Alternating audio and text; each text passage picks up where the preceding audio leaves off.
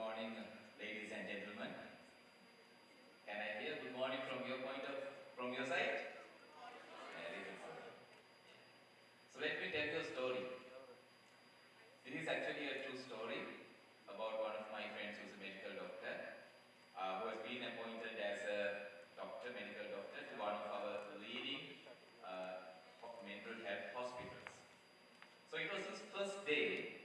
He was just traveling to work by public transport. So he was in a bus. So he was traveling.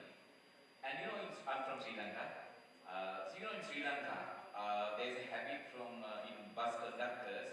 They just announce the arrival of the halls. When the bus arrives at a particular hall, the conductor announces, we are approaching such and such hall, now you have to get ready. So this particular day, while my friend was traveling by the bus, the conductor announces those who are going to go to this mental hospital, now the hall is arriving, get ready to get down. So my friend was happy because it was his first time, so he knew where to get down. But to his amazement, the bus stopped. When the bus stopped, no one in the bus even moved a muscle. No one looked down. Even no one looked at that place. Not even that. No one is at that hall to get into the bus. So the bus just passed. The next halt, the half of the bus empty, and he started walking back because he also did not have the courage. He being a doctor, the healthcare provider, he also never had the courage to get down from that point. But then he got down from the next halt and he started walking back. While he was walking, Chairperson Sir, a group of patients working with him and going to the hospital. Now, ladies and gentlemen, that is the societal issue with regard to psychological disorders. Now, if you really look at the WHO statistics, 2021, 1 in 7 individuals in this world is actually having any form of mental illness, maybe some depressive disorders, etc. So if you have 100 here, at least 1 in 7, or even 700, at least 100 of you may be having that issue. So that is the size of the problem. And to add fuel to fire, even though you have accessible health care, because of these social issues, societal issues, people don't go for treatments. And that's the biggest issue. So I heard all around India, there are clinical psychologists are here. So I really feel honored to speak on behalf of you because you just do not do a profession. Your profession is actually, considering that context, is far beyond a profession, and what you are doing is a social contribution, upliftment of the society. And whatever you are doing, ladies and gentlemen, as clinical psychologists, I'm pretty much sure will definitely shape the future of future of mental health of not only in India, but also in the countries like Sri Lanka and the other South Asian countries. So congratulations for your 51st National Annual Conference of Indian Association of Clinical Psychologists. Big congratulations to you for gathering this meeting. Thank you so much. Chairperson Sir, I'm really honored to present here and deliver my keynote speech. But I have to accept one thing in a very humble note. I'm not a psychologist, I'm not a psychiatrist, I am a biochemist. I'm an academic who teach biochemistry to medical students. Me getting into this psychology, this area, was actually a story. So let me very briefly tell my story as well. So when I was a child, I was born into a very poor family. We had a one-room house. We were struggling actually. My parents were farmers, and so many days we even haven't had food to eat. So we were struggling. But the village that I was living in is very close to the jungle, and it was so calm. For me, the jungle is so silent as if nothing lives in it. And because of the environment, my mind was also so calm and peaceful. But one day, everything shattered. Everything changed. Because I had to come to Colombo, that's our central city, for my studies. When I come to Colombo, everything changed. The calamities, I was not sure about the future, I was not a good student, I was struggling for my life, and I don't know what is happening in future. And it was something like, my life was something like a ship in a brutal storm. And my mind was like my personal made hell.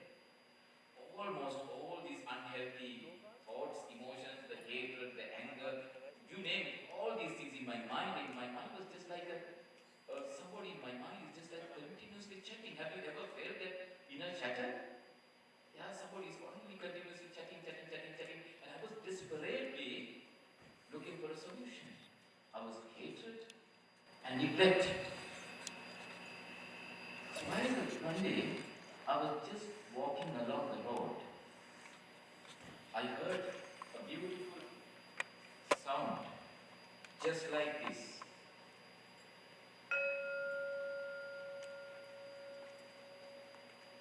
For a fraction of a second, I stopped.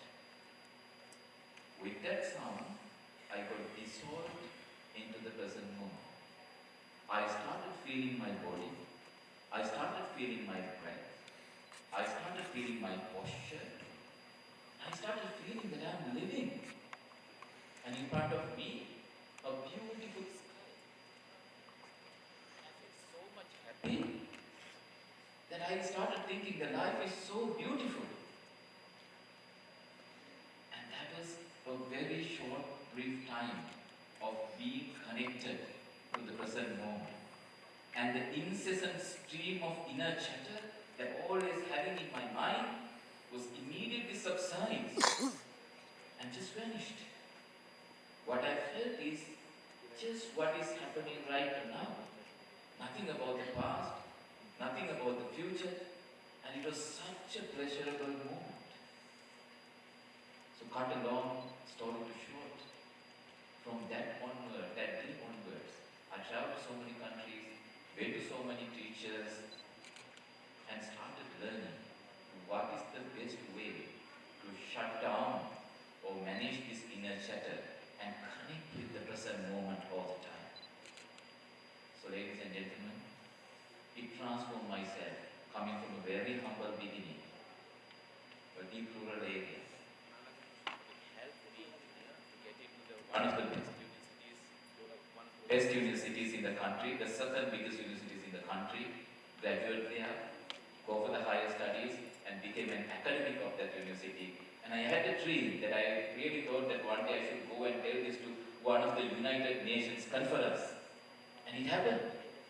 In 2025, I was invited to the United Nations celebrations of Vesak Day in Thailand or in Vietnam, and where I spoke about the importance of integrating mindfulness into day-to-day life. And that was something that I have achieved my dream just because of my simple practice of mindfulness. So ladies and gentlemen, that speech went very well, and after that speech, there were a lot of individuals to congratulate me. There's one particular individual who was so eager to congratulate me, and he was no other than the convener of this conference, Dr. Anand. I hope that he is here. Yeah, Dr. Anand. Yeah, can you recognize him? Because of his hard work, because of his working, I came here, and this conference becomes such a great conference. So, without taking too much of time, ladies and gentlemen, what I have experienced is from my own laboratory, how I feel mindfulness. Now I would like to take care to in 5 or 6 minutes what type of research studies that I have done so that we can take it to the next level. So I talked about the inner chatter. Now, is one of the hot topic in the world where people are talking struggling with. Whatever you go, you know that probably you might have experienced that something like the background music, somebody is continuously chatting and chatting and chatting. That's perfectly alright. It's okay to have inner chatter. But the problem is this. Now if you want to drink a glass of water, you drink, you all know being psychologists better than me, you drink the water, and no sooner you complete, you keep it somewhere. You do not carry that glass of water in your hand. But ladies and gentlemen, just think about you getting to a heated argument with someone else. A tough conversation. It's an incident that has happened that brought some sort of anger or uneasiness to you. But 1 or 2 minutes after that, what are you doing? You're not keeping the bottle away. You're not keeping the glass away. You are keep on ruminating the same thing again and again throughout the day. And 90% of your inner chatter is filled by that unhappy feeling. And more you ruminate, more you create thoughts, more you generate the same thing again and again, you create a permanent neural pathway in your brain. And the nature of the brain, the neural pathway is such that it now, vice versa, creating the same thoughts. Now you cannot get rid of that thinking stream. And that is manifested from your body language. That's why people go into blank face. Sometimes when you see the faces of the people, there's no happiness at all. They are blank face. That is mainly because the huge inner chatter going on there. So I developed a small model which I hope that will be important for you all. This model is actually just to communicate you to the impact of the inner chatter. If you have a very negative, intense inner chatter, you are into the right side. That's where you need a psychologist or psychiatrist treatments, because you cannot control it. But for healthy us, you come to this green area where we feel on and off the inner chatter within our control, sometimes overwhelmed, but that's okay. But ladies and gentlemen, what if you find a tool with which that we can totally subside our inner chatter? That really, the inner chatter is that thing that really masks the present moment. And that's why we don't know whether what we are doing. Sometimes people, you have seen the people, they don't know that they are talking. They don't know that they are walking. They don't know that they are eating. They are letting their bodies talk. They are letting their bodies to eat. They are letting their bodies to walk, and they get into the autopilot mode. But no sooner you get connected with the present moment, your inner chatter vanished. And you know what exactly happening right now. If you are talking, you know that you are talking. If you are eating, you know that you are eating. And how many of times, I really want to see your hands. How many of you all have sent the WhatsApp message to a wrong person, and before he or she deleted it? You all have done that, right? Exactly. Because we are so overwhelmed with the message, the creation of the message, and sometimes we send it to the wrong person. That's it. Now, what happens is that the mindfulness is one of the methods with which that you can easily get connected with the present moment. When you are in the present moment, you are not in the future, you are not in the past, you are in the present moment, and your inner chatter goes down. Now when this inner chatter goes down, that's where the miracle happens. That's my research is.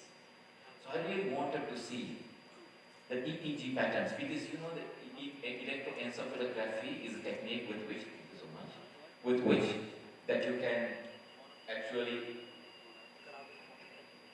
actually assess or look at the energy change in your brain. So when I get this instrument, I thought that, oh wow, I can create another tool for psychologists where I can help them with kind of another assessment tool with which that you can actually, not only you can bring a patient to a healthy area, but also you can have a very good quantitative assessment. So I want to start with that green area where I want to see the people who are practicing mindfulness, or we have with very low level of inner chatter. What is happening to their EEG patterns? So ladies and gentlemen, so this is the monastery where I go and practice mindfulness, which is a deep jungle monastery in Sri Lanka. So the venerables in this monastery have nothing to do but just to practice mindfulness. 6 or 8 hours a day, at least or 16 hours a day, their whole duty is just to practice mindfulness using various techniques. Nothing else. Some venerables even they do not leave monasteries. So, and my teacher was also there. So I went to the monastery with the EEG machine and asked each and every venerable to practice meditation for 45 minutes, and then I fixed all the electrodes into their heads. And I observed what is the pattern that you can see coming out when you are practicing mindfulness. Now before I'll be finishing in 5 minutes, but before I show you the results, I just want to give you a brief understanding of what the EEG patterns are. There are different types of waves. The delta wave is a wave that is actually emanating from our minds when we are at a very, very, maybe unconscious level. I can easily put you into some sleep mode if I speak in a very monotonous way, and you will be having the delta pattern. The next pattern is a theta. Theta is a pattern where you have a deep relaxation. When you get into the meditative mode, that's where you started getting into the theta pattern. The alpha is slightly high. You are still relaxed, but you are alert. You know what's happening around the environment, but you are still relaxed. And the beta is what I have right now. I have a stress. I don't know whether you feel or not. I have a little bit of stress because I'm in the audience, I'm in the lecture, and I'm talking to you. I have a very high, maybe high level of cortisol because I'm actively talking to you, I'm active thinking and all these things. So that's where the beta pattern is. Now the most important thing is the gamma pattern. The gamma pattern is a very high level of awareness. So it's very difficult to understand what this pattern is. Just to give you a simple answer, let's say that if someone is, while I'm speaking here, if there is a musical extravaganza here, and if it is not disturbing me and I'm still managed to continue my talk without getting disturbed, that is actually the gamma pattern. Whatever the external world is disturbing you, internally, if you are not disturbed and you still maintain the peace in your mind, that's, ladies and gentlemen, gamma pattern. Now, I think you can judge the patterns those venerables have emanated when they are meditating. At the end of the mindfulness session, ladies and gentlemen, delta is highly unlikely because everyone was awake. Theta, yes. Alpha, yes. Beta, definitely not. But gamma is very high. So, this is the results. This is published in an international journal, and this is the world's first EEG study on meditative minds. You can clearly see the theta has what you can see is the right hand to your right hand side. The red color is the activities. So the more red is more active. So theta is activated, alpha is activated, and gamma is activated. Now that condition is, ladies and gentlemen, is called the restful alertness. Now that is what the people need today. The world is, generally I say, the world is woke up, vulnerable, complex, ambiguous, and we don't know what is happening tomorrow. In such a volatile world, if one can maintain a peaceful mind, he is the winner. He is the winner. And mindfulness is one of the most easiest and essential tool to transform person to have a peace in the mind. whatever the external things happen. And in my research, I have seen those who practice mindfulness look so young. Their prefrontal cortex thickness have gone up. I don't have time to show these results. And I have launched the first international clinical trial to see the effect of mindfulness on the surgical outcomes of the colorectal cancer patients.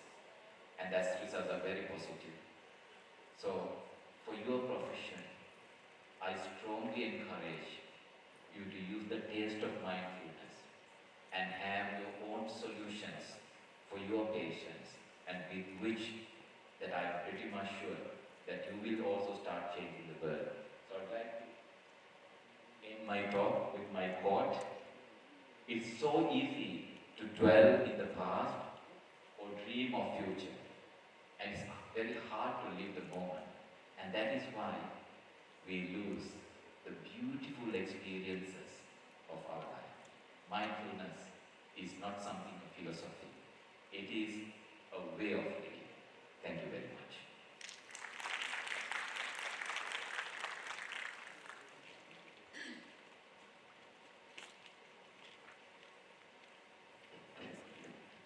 Thank you so much, sir. Now, it is my also privilege to introduce the next keynote speaker. We are honored to have Dr. Suryoday Tripathi, sir. Sir is the Director of Center for Morality Promotion, Thailand. Sir is a pediatrician and former Director of National Institute for Child and Family Development. He has contributed to many national initiatives on child, youth and public health development. Sir will be delivering a keynote speech address on moral mind.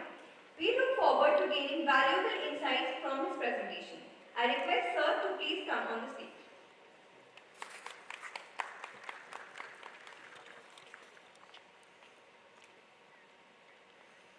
Thank you so much for introduction. And also it is my time to beta wave EEG, electric stress light, Dr. Sana and Dr. Dubey. And I would like to thank you, Dr. Anand, who is inviting me here. That is also, and it is very amazing about the GAUTAM BUDDH University that is really big and very nice. And I'm very delighted also be at the National Association of the Clinical Psychologists, so I'm really happy about it. My slide, I talk about the moral mind and the moral touchable. If you look at the picture, we are facing by the aging society, and also we are facing by the new generation. I mean, the new generation and all the government, I mean, not only in Thailand, we are also face a lot of things in many countries. They are also announced about the digital world, digitalization. So what I would like to all of you, maybe you cannot see about because that is really far away, but please look at the eye expression, facial expression, both of them. They are different generations, but the eye sight and also facial expression is look like a very empathic. How we can maintain about this kind of empathy to further. Let me go to the other slide. I try to talk about the moral mind, moral touchable. If you know about the moral morality, mostly of you, might be, all of you know about it, is really intangible, not touchable. But how we can do about the touchable? We try to translate it about and also be like a new innovation. If you look at this slide, I also mentioned about the post-birth theory, moral development, and you remember about the pre-convention, convention, and also post-convention level. How I translate them in here. This is the slide we try to translation. If all the people's behavior change their behavior, they afraid about the punishment oriented or might be rewarded oriented, such as some of you maybe need some kind of certificate. Maybe not interested to my topic, but you have to listen to me because you get certificate. And this kind of people behavior according to the punishment and rewarded oriented, mostly of the they use the legislation and law to regulate. the behavior, shaping the behavior, and law enforcement use the law enforcement. But in the second, like in similar way in the conventional level, social context, and also micro-system context concern about, they use the ethics. It is a reaction between systems, like embedding the behavior. But the last one, it will also be the behavior, but that one is also social concern about the social justice and conscious mind, like mindfulness. So this is the morality. So morality in here is we translation according to the coursework in like enforcement and enchanting to be separately like a step ladder. Morality, in my point of view, is morality is an individual characteristic manifested through virtuous behavior in one's way of life, particularly in ability to overcome obstacles and resist adversity. So this is the new definition we use in Center for Morality Promotion in Thailand. CMP founded nearly 15 years ago. My position is under directly to the Prime Minister, and we try to how campaign about the morality inside the country and let it be like how it can be evaluation. So this is also one of the example I would like to all of you know about the moral touchable and loanable, eatable, how they can do it. I mean, we also set up the community moral credit bank. I mean, the villagers and also head of villages, they have set up the community charter together and also shape the behavior. If they quit from smoking or might be abandoned from the alcohol beverage or might be exercise, good health, this one is good behavior. If they can do it, they can collect it in the moral credit bank. The more they have moral credit bank in moral credit bank, they have much more credit. And this village also combined to the welfare fund. I mean, this is the community welfare fund. So any villagers, if they need to loan, not needed for loan unofficially, they can also loan by use their moral credit bank. You know, this kind of village, we can also get rid those kind of loan unofficially, and they also have good behavior, quit from smoking the whole village. I mean, the whole villagers quit, also abandon about the beverage, alcohol beverage, exercise. They have also household account to know about the income and expense, to controlling like a self-sufficiency. So all the villagers, they're shaping their behavior by the set up the community charter and evaluation and also monitoring themselves. They set up the community moral credit bank in each of village. That's why I say that moral can eatable and also loanable. Let all of you see in the highlight that I would like to show here how moral can countable like a GDP. If you look at the beginning, I tried to translation about the moral coursework theory to be a moral is a behavior. It's not an intangible. It is a behavior, but that one is a good behavior in their way of life, enchanting not only for law enforcement, but they do by their mind. I mean, with their mind. And they do their good behavior in their way of life, not needed for CCTV, like some country they also set up the social credit. If you know the history, they're also monitoring about the people's behavior. No, it's not needed. Morality is also good behavior, and they can also inside themselves. So we translation, and we set up two kinds of tools inside the country in Thailand. It is one of the successful studies we do. The first one is moral index. What is a moral index? It is a cross-sectional survey, the whole people in Thailand. I mean the whole people in Thailand. And they can self-reflect. This is we call the moral index. And three philosophies we also mentioned about is the first one is morality is translation as a good behavior, and it is also be categorized group of behavior, character, value, people in their way of life, and also approach according to their age group. And moral index, not evaluation by me, and not evaluation by the Center for Morality Promotion. No, not by the organization, not by the government. People, they can also evaluation by themselves. It is a self-reflection. So we set up the moral index and we set up the rule of moral index. It is anonymous. I mean, Dr. Sanat and I would not like to. It is a not diagnosis tool. Please remind about. This is anonymous, not needed to put your name and last name inside the questionnaire. It means that who get benefit? I mean, the governor get benefit. The people the governor take care of all the areas he will know about. What about the population characteristics? What about their self-sufficiency? What about honesty, public mind, or gratitude? They will know, I mean the governor, all the governor, the whole country they will know about. Even the Prime Minister, they all, I mean the Prime Minister also push the button, he will know about all the dashboard, people character in the whole country, and they can also set up national strategy to build up this kind of morality.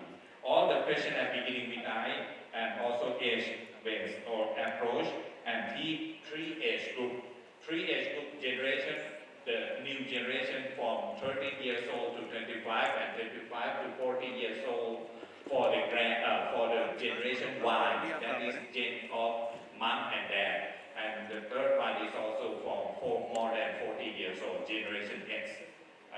Let me example about, here is the example of characteristic. Why I use this kind of characteristic? Because the Thailand government announced in the national strategy many years ago, they announced that the people in Thailand, the whole country, should have their own characteristics such as self-sufficiency, discipline and responsibility, and also honesty, public mind, and gratitude. So the CMP, Center for Morality Promotion, translation these as an indicator containing about self-sufficiency, which kind of behavior that meaning they have self-sufficiency, which kind of behavior the people that also reflect about the discipline and responsibility. So we also do in this way.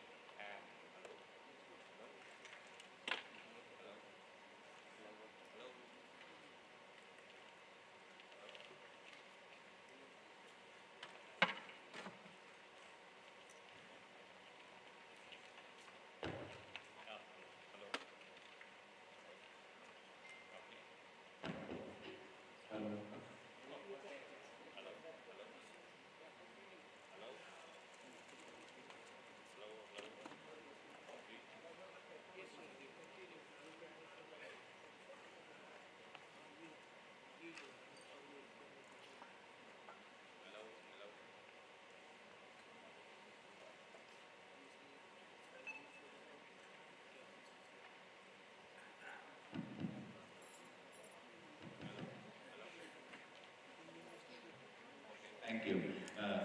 So this is the example. I will not go in detail, just only summarize that moral index become like a behavior with translation, and each of the country, I mean, a case study in Thailand, they announced about the 5 main characteristics, and with translation, all the people, they will reflection by themselves according to their age group. And here is 6 occupation. We also evaluation the whole agriculture, who is working in the agriculture, government service, employee from the private sector. This is the 6 occupation.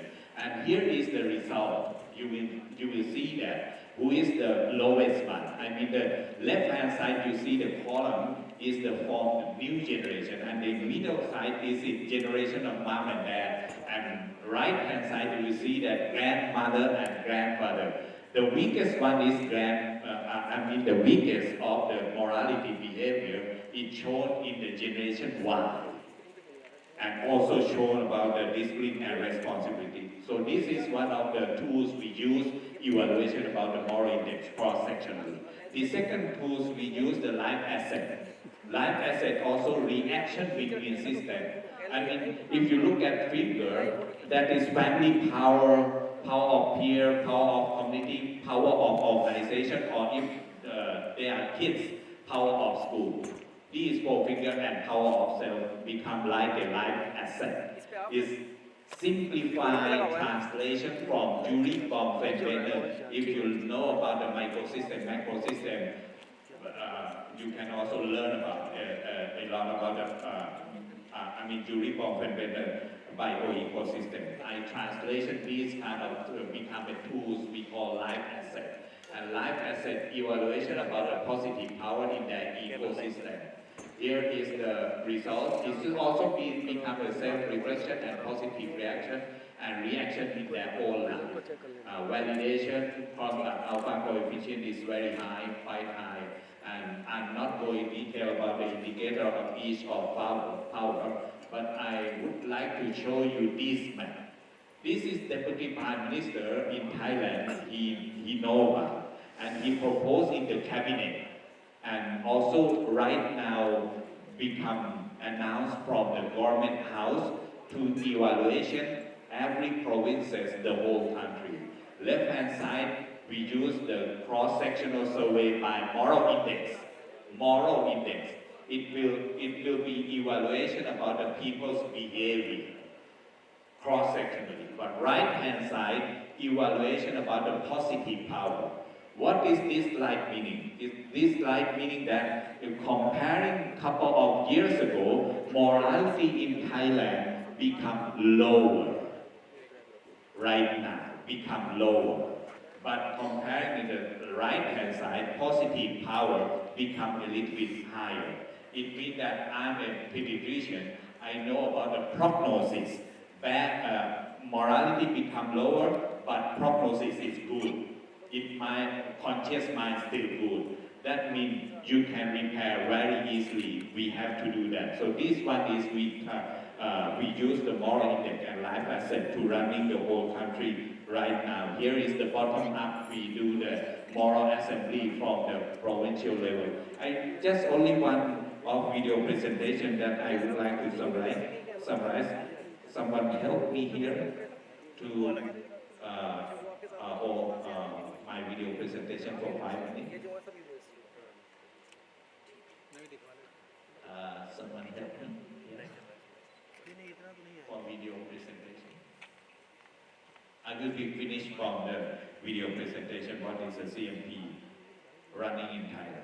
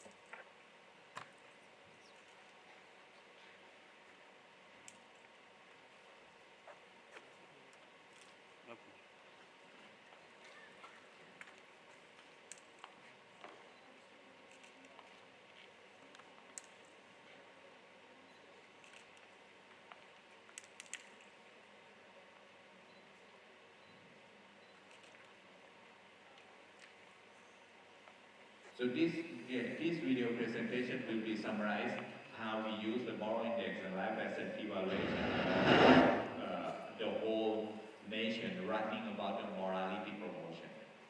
Okay. With the growing social capital, Thai society has repeatedly overcome numerous crises. The successes arising from goodness, considered as the social capital, are what the Center for Morality Promotion, or CMP, adheres to and employs as a tool to address societal issues at all stages, from upstream to midstream and downstream.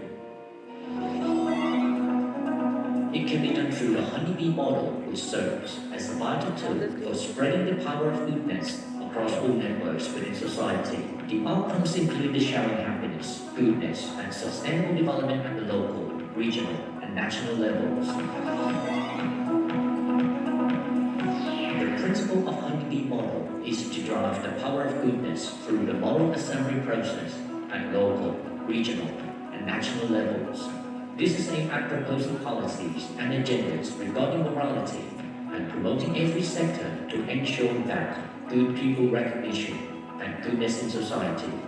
The main mechanism of the moral assembly is to connect social networks, including the government sector, religious, mass media, private sector, civil society, and children and youth education to provide space for showcasing, sharing, and connecting goodness.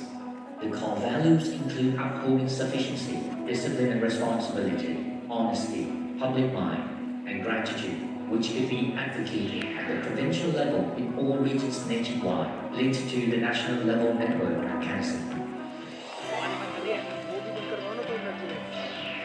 The key networks consist of children, families, and communities, serving as the starting point of positive energy. From that point of view, the Center for Morality Promotion has developed a prototype mechanism of positive energy of families in all regions, incorporating the principles of life assets and positive psychology.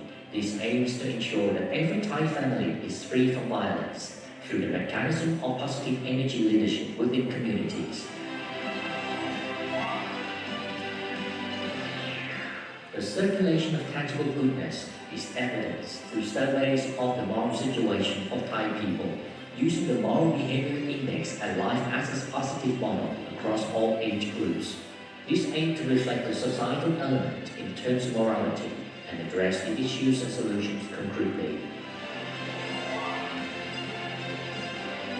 To create a sustainable ethical society, the Center for Morality Promotion has developed knowledge in promoting morality to society through a continuous process of developing moral standards for the networks in society. This enables the measurement of behavioral changes through appropriate process and the establishment of sustainable accreditation systems. CMP is also a hub of training for moral change agents in different levels, also produced lecturers and local morality promoters in 4 regions to move forward the moral networks within society. Therefore, to develop and elevate morality promotion skills, CMP has established the Moral Academy to systematically develop morality-related curricula and develop a network of morality change leaders, both domestically and internationally. CMP has promoted the idea of good people recognition by awarding moral awards to media, individuals, communities, and organizations. This is to encourage and commend exemplary positive behavior and creative contributions that are visibly valuable to society.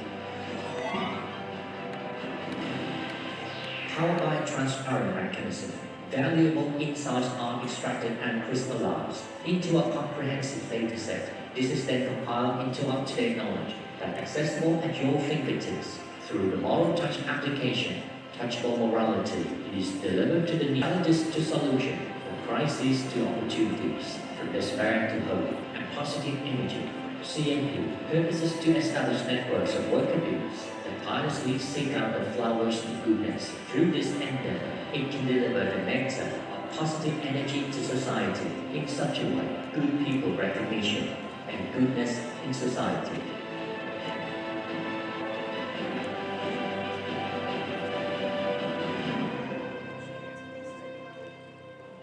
So morality hand in hand, working together as a network, the whole country. Thank you so much.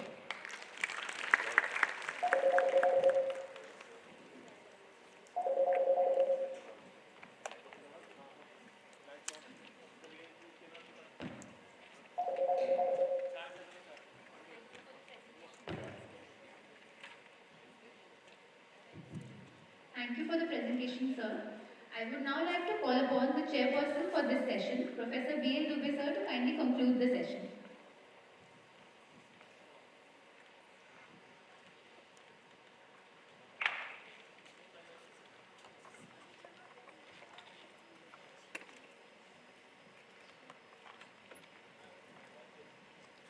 morning to you, ladies and gentlemen. The two keynote address, they were very important. Sanat presented the mindfulness and he showed the impact of yoga and other kind of meditation, how it helps, how it changes alpha, beta, gamma activities. And many times while conducting a stress program, I ask people, do you practice mindfulness? A lot of them they say, oh well sir, I like, but I don't have time. So in fact, after such a wonderful presentation, we must be motivated at least to follow every day this mindfulness and some form of meditation, because it helps in changing our everyday style of our life and it has a lot of positive effect. The second paper presented by Dr.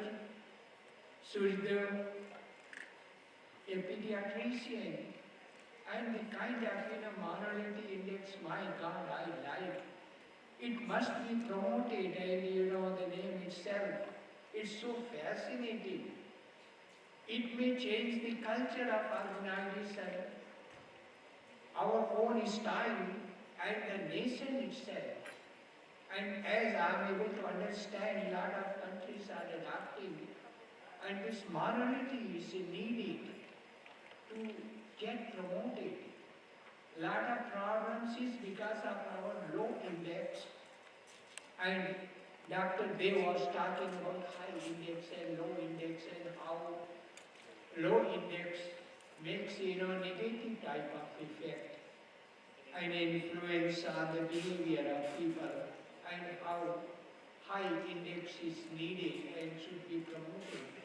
So it's a wonderful presentation, and both speakers, they have started the conference with very positive notes, so I congratulate you both, Dr. Dev and Dr. Sanat.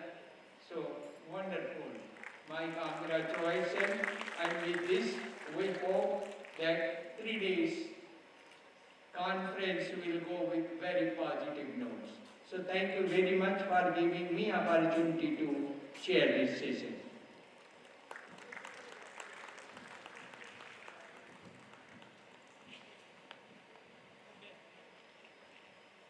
Thank you so much, sir.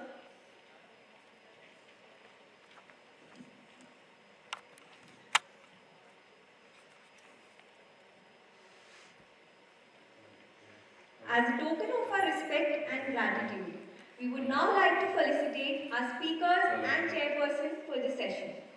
First, I request our chairperson, Professor B.L. Dubey sir, to felicitate Dr. Sanat sir.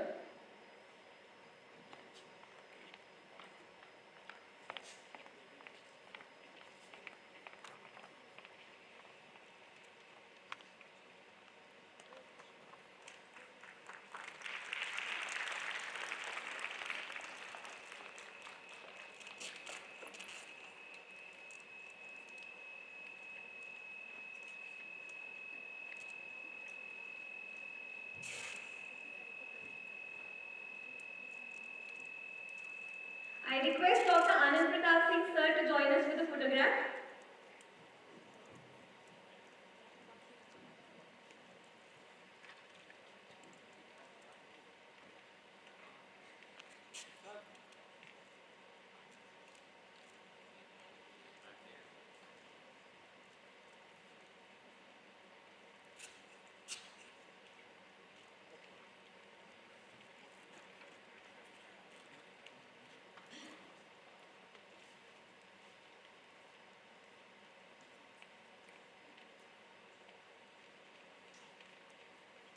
Can we have a round of applause, please?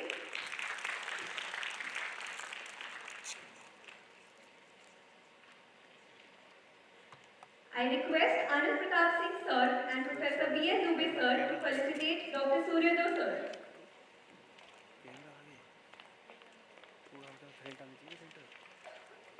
आगे हो सकता है problem.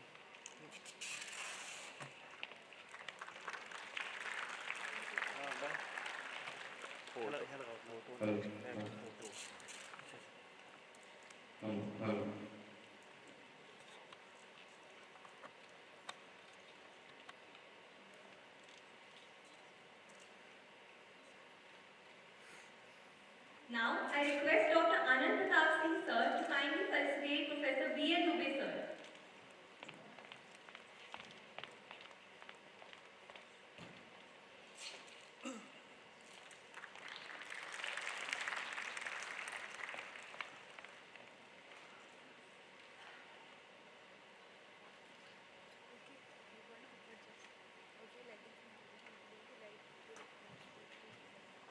Thank you to both our speakers and chairperson for this session. This session was very insightful for all of us. Next, we will begin with our panel discussion shortly. Please be seated.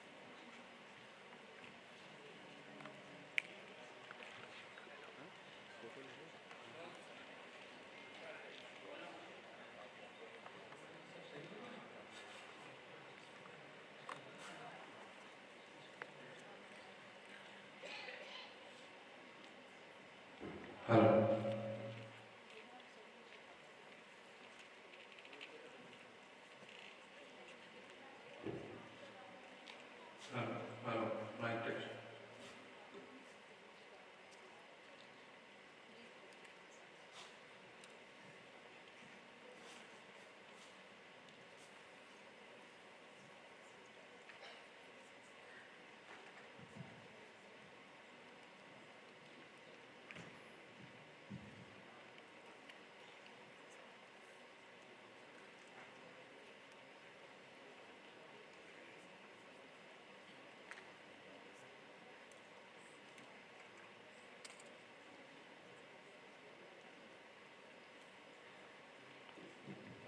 I request everyone to please be seated. We will start the panel discussion in the next 5 minutes.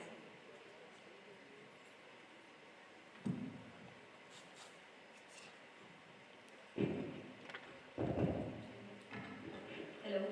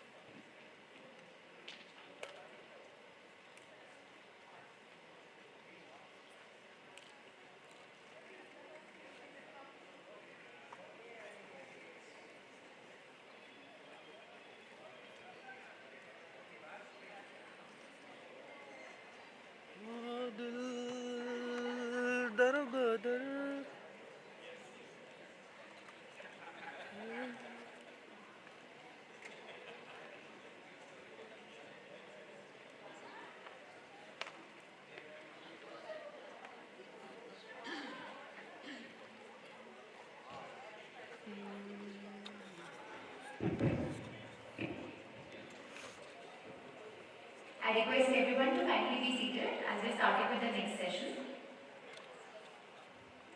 Continuing with the same spirit that we began today morning, we will now have a panel discussion. The theme for this session is Ethics in Clinical Practice and Future of Clinical Psychology Discipline. We are honored to have with us an esteemed panel of experts for this session.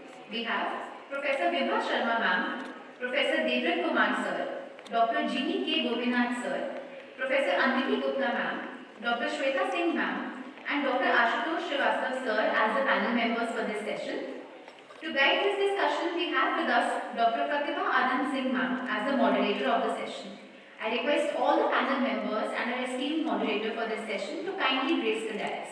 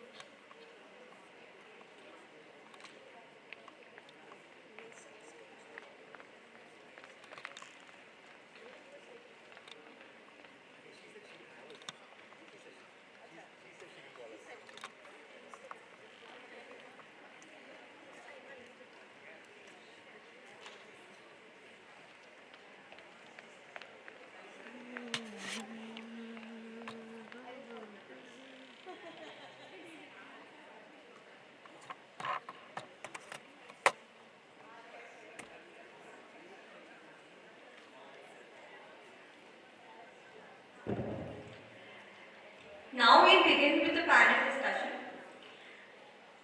I would first like to introduce the moderator of this session, Dr. Pratibha Anand Singh ma'am. Ma'am is an associate professor at the Department of Psychology, Sharda University. Dr. Singh has previously served as associate professor and head of psychology department at Amity University, Greater Noida. Ma'am has been the director and consultant at Kasturba Institute of Psychology and Behavioral Medicine, Greater Noida. She has an experience of more than 18 years in the field of psychology and mental health. It is an honor to have you with us, ma'am. I request ma'am to please take the place on the dais.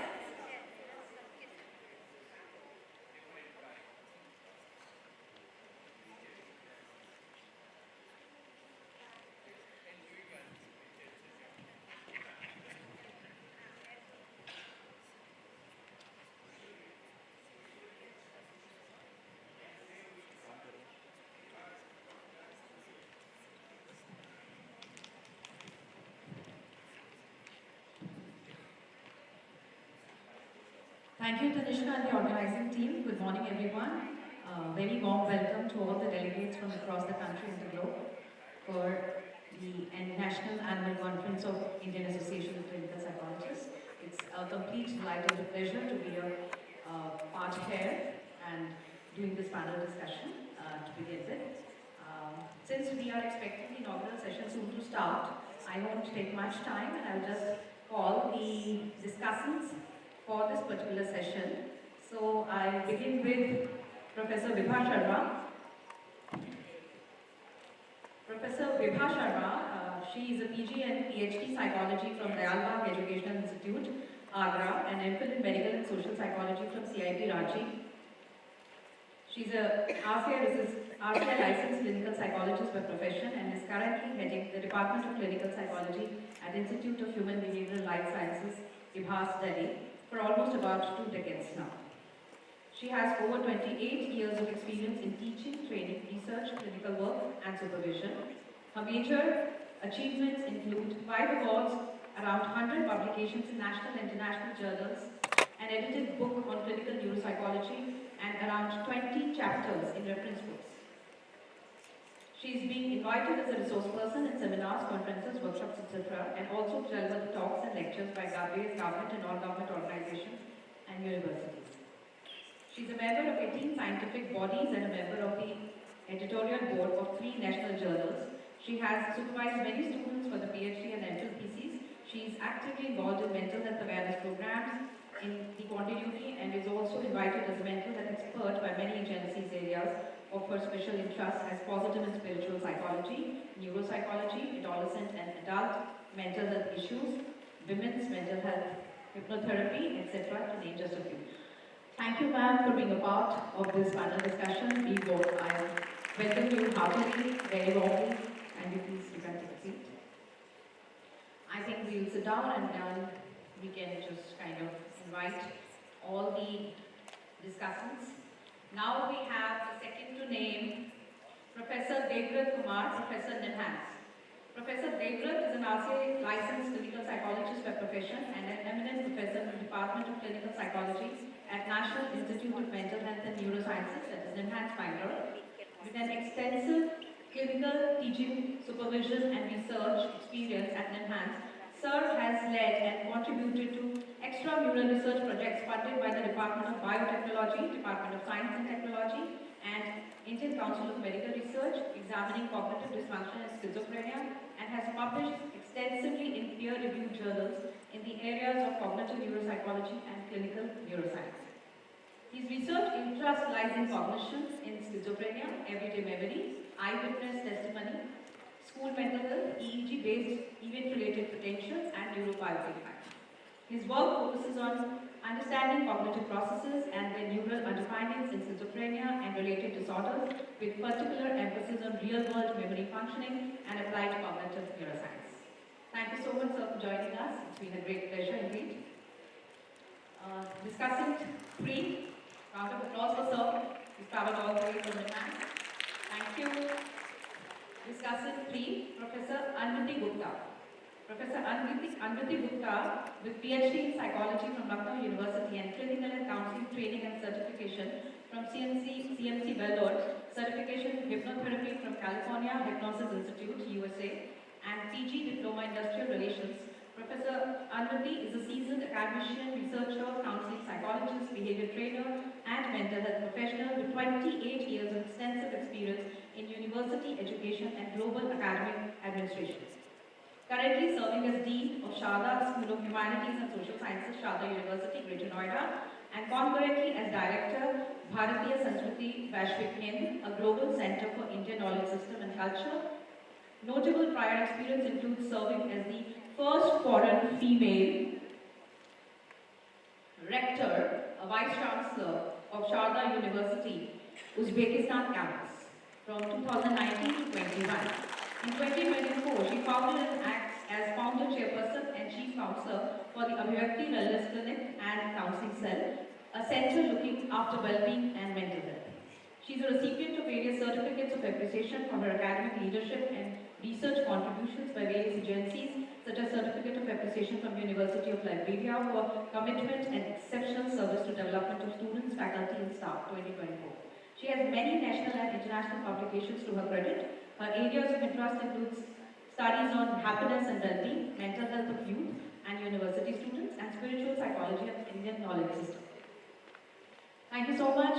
We warmly welcome you, ma'am, for joining us and being here as a part of the panel discussion today. Discussant 4, we have Dr. Jeannie K. Gopinath. Dr. Jeannie Gopinath is a licensed clinical psychologist and clinical hypnotherapist with over 2 decades of experience spanning psychological assessment, psychotherapy, corporate mental health, and performance coaching. He trained in clinical psychology at Kasturba Medical College, Manipal, and holds a PhD in psychology.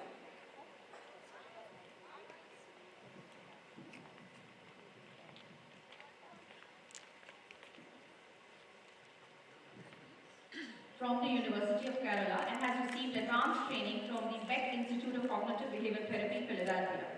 His work bridges academia, industry, and mental health startup ecosystem, and he has held senior leadership roles in global organizations, including Optum International. He has also worked extensively in elite sports psychology, coaching professional teams in the Indian Premier League and Ranji Trophy. Dr. Jeannie is a recipient of the Distinguished Distinguished Alumnus Award from Manipal Academy of Higher Education in recognition of his contribution to mental health practice, leadership and innovation. He is a published author of 7 books, has written numerous scientific and popular articles, and is known for his engagement with mental health in the public and cultural space, including a film producer in Malayalam cinema. He currently serves as a professor of practice at leading institutes across India and is widely regarded as a thought leader in applied mental health and performance psychology. We warmly welcome you, sir. Thank you so much for coming all the way and joining us here for the conference and also being a part of this panel discussion. Thank you, sir. We also have Dr. Shweta Singh. She's very much here, but I'm not able to see her in the audience. Dr. Shweta, are you here around?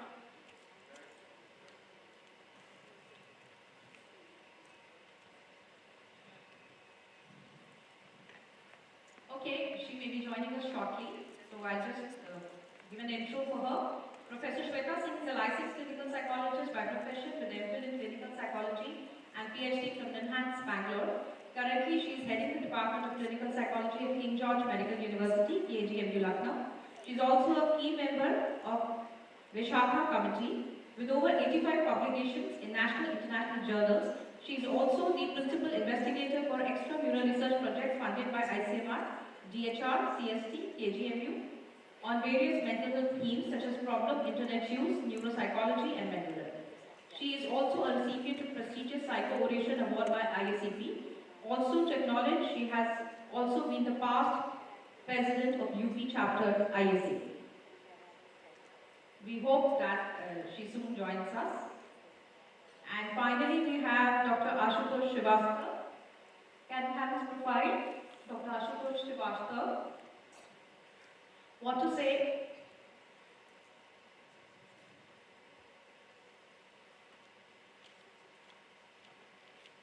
So I read from there, Ashutosh, about you, because I think probably the print isn't very good here.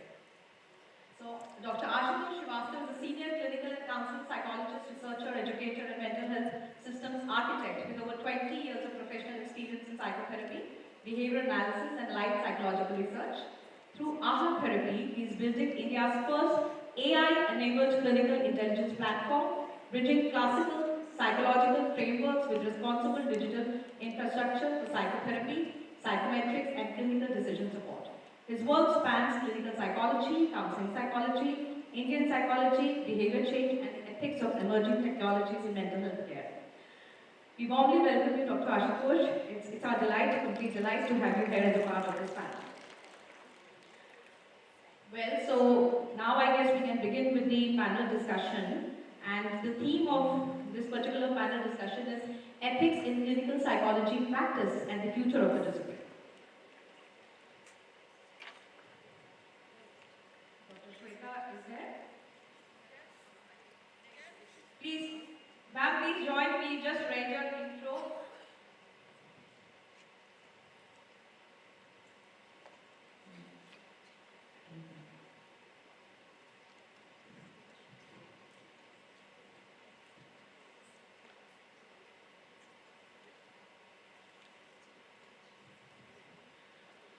So, given the theme of the panel discussion, I would like to begin with the idea that we all belong to psychology. That is a parent discipline. A discipline still considered as enigmatic, mystical, and mesmerizing by those who look at it from outside. They believe that psychologists are the professionals who know it all. They are the people who are ever resilient, perfect in managing conflicts, perfect in managing emotions, perfect in managing time, perfect in understanding health, and so on. I remember when I just passed my PG and there was a friend of mine who called and happened to invite one of her supposed to be family members because she was about to get married and she thought of calling her brother-in-law with the concern that they believe that he's taking certain substances and consumed too much of alcohol, and he asked me and requested me to speak to him. And then she said, don't speak to him about the substances. Don't speak to him about the alcohol. Don't speak to him about all the issues that are there, but still discover what is he doing. So I was like, wow, I'm into psychology and I'm just supposed to look at people's faces. They should not know what I'm asking to them or what I'm trying to explore about them, and yet I have to discover everything about them. That's such a huge dilemma, and that's such a huge expectation from people who are otherwise not from the same discipline. They believe that most of us can just look at people and know and understand what goes on in their mind. To an extent, partially we do, but then at the same time, it's a huge, huge responsibility, expectation, and a challenge at the same time, which has been forced upon the population around globally on the people who are professionals in this particular field. Now, to talk about people in clinical psychology, we are worse. We are the clinical psychologists. So the situation is still worse for us because it is believed that by most, a clinical psychologist will read it all just by looking at your face. They'll scan you through. They they personally know no fears, no anxieties, no anger to grapple with, no issues to deal with, because they are clinical psychologists.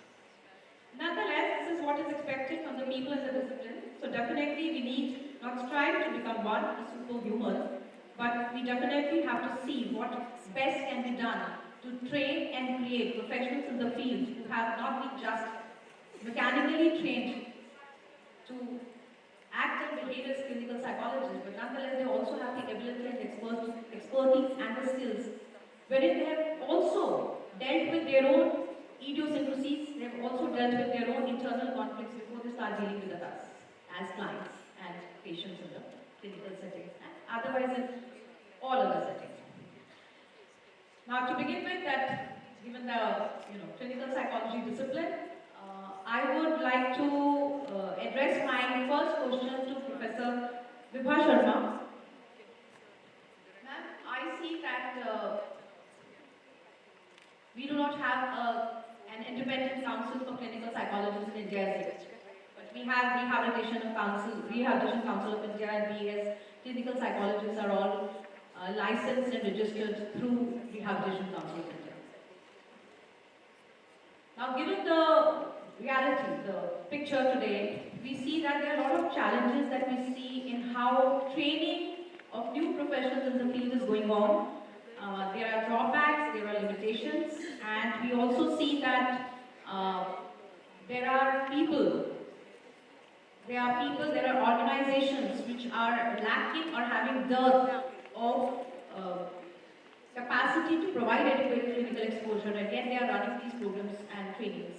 So I would like to have your take and view on this particular issue, ma'am.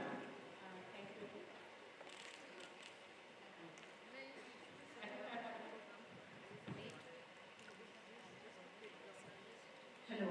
A very warm good morning to all of you. First of all, I thank the organizers and to Dr. Pratisha for involving me in this panel discussion. And it is very important to discuss about all the issues related to training and the profession itself, because now this is the time when for last at least 2 years that we are on a very turning point in this country. Our profession as clinical psychologists is at a very turning point because of the change in the nomenclature of the course, change in the status of clinical psychologists, having a different council for like right behavioral subjects, all those things, and we are trying for having our own council for psychologists, but not being able to make that. So there are so much of turmoil, and at the same time the positive side is that the psychology has become a boom.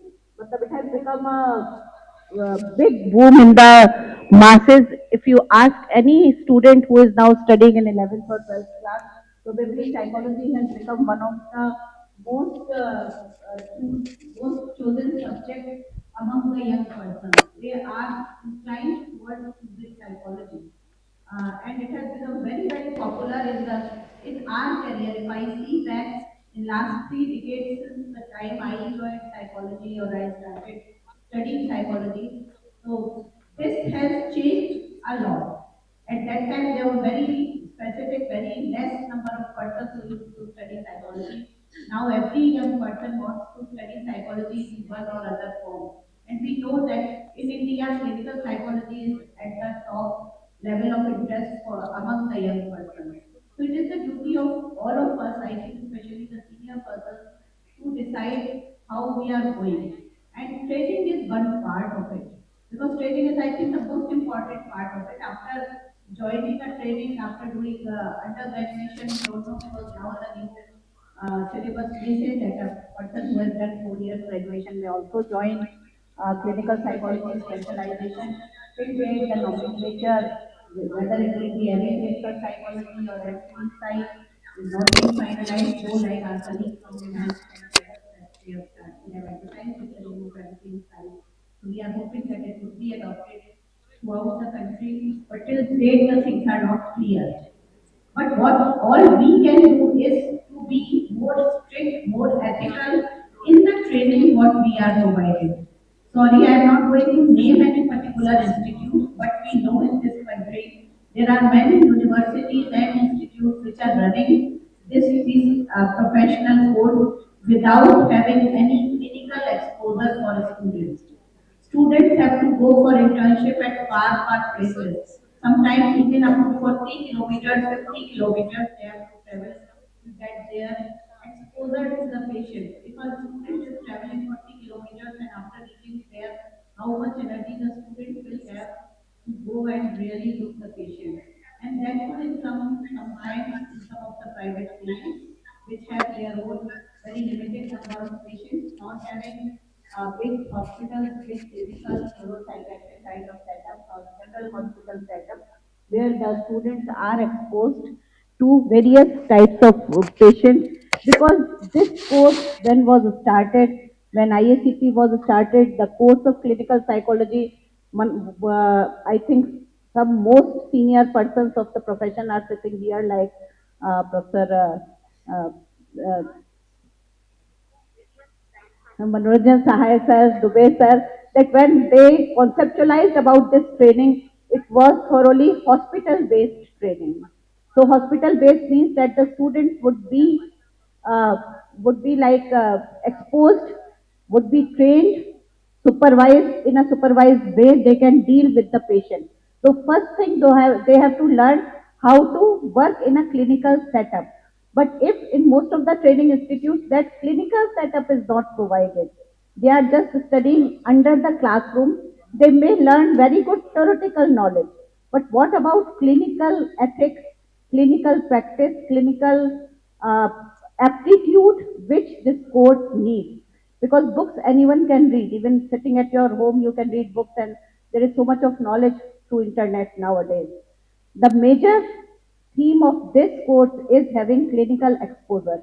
And without clinical exposure, one cannot develop that kind of personality which a clinical psychologist needs. One cannot have those kind of skills as well as the basic ethics which are required to practice as a clinical psychologist. That's why as a result we see that many of our young colleagues coming, and it is not the fault of the students again. Students, if they get seats, they just run towards the course. As I said, it has become very popular. They think we will get RCI license. So somewhere the licensing authority as well as us, the teachers who are sitting at various places, should take the responsibility to provide enough good ethical clinical training to the trainees who are coming up as clinical psychologists. Otherwise, the kind of service they will provide tomorrow would not be as ethical as is expected from a clinical psychologist. Because a clinical psychologist has to deal with forensic cases, with very sensitive nature of cases of all kind of mental disorders or psychological problems, neurological disorders, neuropsychological problems, and whatnot. We deal with every type of problem, and ethics, having that knowledge of ethics is very much required. So I think that training should be very much streamlined. The institutions which are providing training should have good infrastructure either with themselves. So RCI license should be provided only to those institutes who have either their own infrastructure for clinical training, or they have a very good collaboration with some big hospital for clinical training. That's from my side. Thank you. For laying a great emphasis on clinical training. In fact, I see many new institutes that are coming up. They don't understand the credits in these programs are actually are equivalent to OPD case discussions, ward discussions with the supervisors while patients are being seen, rather than just having a classroom teaching going on, which is the primary essence of this discipline. Now, Professor Devrat, sorry, before I put my question to you, there's an information to me from organizers that the inaugural is supposed to be started in another 20 to 25 minutes. So we have to be a little short and quick with our responses. So Professor Devrat, I would like to ask you one basic question. What is your take on 1 year clinical training like PDCP? Is it adequate, or do you see that 2 years clinical training also doesn't suffice the purpose? Or what would be the right time frame that should be there for actually have true trained clinical psychologists? Thanks. I think this is a very pertinent question. Many of us, and I have been to Western countries and I have stayed there for some time. It takes almost 5 years for one to become a clinical psychologist, and there is a reason for that. It's a very strong system. If you go to US or UK or something, clinical psychologist entry is one of the toughest. So, for example, if you go to a lab, you might have been working with 10 people and all 10 might have tried for clinical psychologist, and they do not get. So you have NIMH funded clinical psychologist programs. You have, say for example, NHS regulated clinical psychology program in UK, and they are very tough to enter, and there are very few seats. And you know why? The thing is that people do not understand certain things. It's not that you have to read certain things and you have to see some cases and you become a clinical psychologist. It comes with lots of responsibilities, lots of ethics, and lots of rigorous exposure. Because first of all, we have to understand that we deal with very critical cases. For example, if someone is having suicidal ideation, we know how difficult it is and how responsible that case is. Or for example, psychosis or many things. Now, if you have something like a half-cooked and half-baked program, the whole thing is that it is not about the person who is handling it. It is your responsibility about the person who is being seen. And I think, to me, I have to be very frank, I feel that is criminal. The way sometimes patients are handled by people who do not know anything about that. So, not only about this 1 year course or something, I sincerely feel that if we have a regulatory body, the regulatory body should be really responsible. The way things are happening, it is not at all acceptable.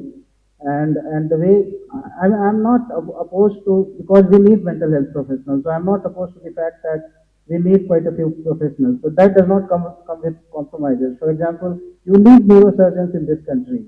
Will you train someone in 3 months and ask someone to open the brain? You will not. It is very much similar when you have to deal with a person in crisis. So I will not comment upon whether it should be 1 year or 2 years or 5 years. It's about how compact the program is and how closely it is being monitored. Okay. Thank you, sir. Yeah. Thank you for your opinion, sir. Now, my question to Professor Anjali Gupta. Ma'am, being an academician as well as a well-trained counselor, what do you see is the relevance of having clinical psychologists in university settings? Thank you for the question और नमस्कार आप सब लोगों को. Being an academician for last 27 plus years, I have seen that if we generally say if you need an entrepreneur, if you want to train somebody for a good position, you catch them young. Similarly, in academic scenarios where there is peer pressure, where there is burden of academia, where there is maybe they come at that vulnerable age. So if we have trained clinical psychologists, trained psychologists with due certification and due experience, I think we will be able to cater to the mental health needs. भाई सुन भर लो, लोगों के पास समय नहीं है. We really want people who can hear. We talk of catharsis.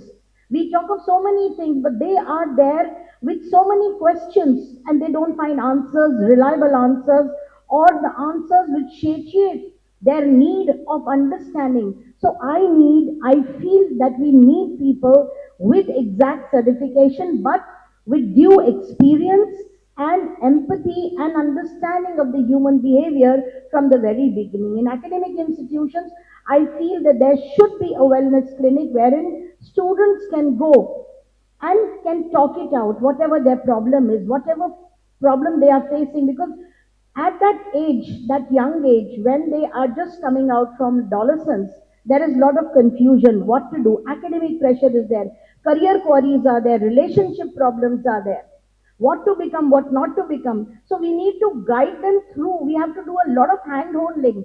But person without requisite qualification and वो दिल जो सच में महसूस करे दूसरों की परेशानियों को, और वो दिल जिसमें वो इंटेंट हो that I really want to help these people, and I think we really need people with licenses, with due recognition of their work, experience, expertise. आजकल बहुत सारी shops हैं, all the universities are running courses, and they give fresh patients to the student who is only in internship. I feel very sorry. How will they handle it? There has to be the rigorous training of these experts. They need to understand everything, what is going on within this complex machinery called human mind, body, soul, behavior, so on and so forth. Thank you, ma'am. Thank you for giving it. Dr. Shweta, now, what are the challenges that you face, or is it an advantage to be in a general medical setup as KGMU rather than in a core mental health institute or a hospital? Thank you, ma'am. Good morning to all of you. So the challenges are, I would like to start by saying that it's a very fortunate thing to work in a clinical setting and general hospital setting, because you get to see patients and you get to work with and that is what you are there for. You are there to learn skills, to deal with patients, to manage them, to help them with your clinical psychology skills as much as possible.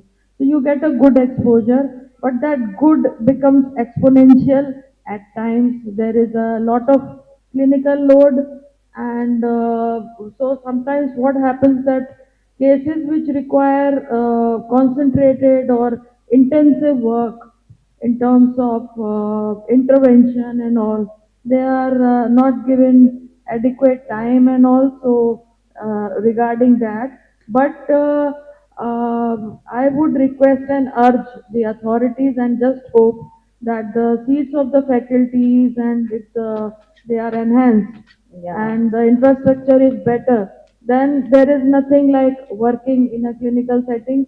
And it would be a very good idea to for the universities which don't have a hospital setting to collaborate with such institutes, because exposure is very essential, and without exposure the training would be entirely incomplete. Okay, thank you so much, ma'am. My question to Dr. Gopinath, would you just highlight the role and application of AI? How is it involved in clinical psychology practice, or is there an overuse in corporate? Because you've been working with the corporate setting. So you have to be really quick because the chief guest is arriving. So, thank you. That seems to be a very interesting question now, primarily because the kind of consulting space in the corporate is moving in a slightly different direction. One reason why, because most of the clients, they come for session, they are pre-primed, they are already exposed to these kind of information. They know the labels, they know the titles, they know the concepts to some extent, primarily because they are exposed to AI chatbots. And another dilemma that the therapists face at this point is that the therapist shifted from that sole expert to an augmented expert. Right. So we need to bridge that particular gap at this point in time, primarily because there is a overdiagnosis, diagnosing, prevention, primarily because most of the AI completely gone. Now there is another interesting component on the wearables, the data from the wearables. How do we interpret it? So it's about the clinician being more open in terms of integrating these data in such a way that they should be very clear that they are following that ethical roadmap in terms of helping the client. So we cannot run away from the reality at this point because this AI is a reality, but how to integrate it. Thank you so much, sir. Thank you so much for your vision. Dr. Ashutosh, in 1 minute, how are you integrating AI in clinical practice? We have automated the entire therapy workflow and tested at different levels with sample data. So the blind spots that were there in therapy earlier, that a lot of times what happens, the client goes and then we realize, oh, I missed it. So those blind spots are not there. There is a gap between one session to the other, and then a lot of information is lost. So the system that we have created is capturing data day in, day out. And it is always the prerogative of the therapist or the psychologist to take decision or take the call based on that data. But data loss was a big problem that we realized. The other thing that's very important here is that we are retrofitting psychology in India from the Western model for years now. So even the diagnostic criterion are not indigenous. And the Western society is very individualistic. But in India, suppose a person age 20 years comes with parents and parents bring the person for counseling. Now, who is supposed to give the consent? Mostly we see that family is giving the consent on behalf of the person. So these kind of indigenous challenges need to be addressed, and I believe associations like ISCT should issue guidelines because government is not going to fill that gap so easy. So like APA has its own guidelines, BPS has its own guidelines, I believe ISCT should also have its own ethical professional standard guidelines considering Indian context. Yeah. Okay. Thank you so much. So clinical psychology in India is a continuously evolving and a rapidly growing discipline that bridges science and practice to address complex mental health needs despite systematic challenges. Ongoing policy reforms and increasing awareness promise a more inclusive and accessible future for mental health care. Thank you so much for all the discussants and participants for sharing their opinions and views on the ethics in clinical psychology practice and the future of the discipline. Thank you so much. We conclude the session here. Thank you. Thank you so much to all the speakers and the chairperson for this session. As a token of our respect and gratitude, we would now like to felicitate our speakers and chairperson. I request Dr. Pratibha ma'am to kindly felicitate Professor Vidha Sharma ma'am.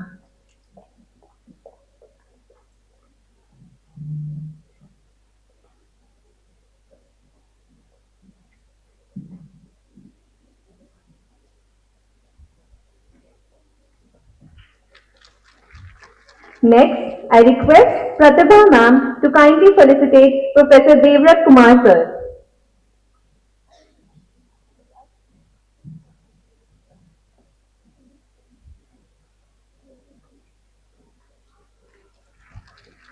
Next, I request Pratibha ma'am to felicitate Dr. Gopinath sir.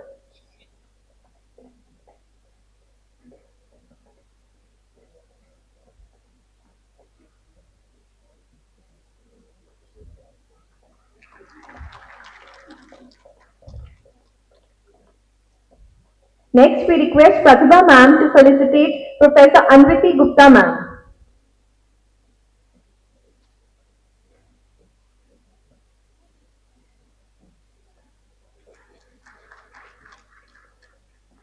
I request Pratibha ma'am to felicitate Dr. Shweta Singh ma'am.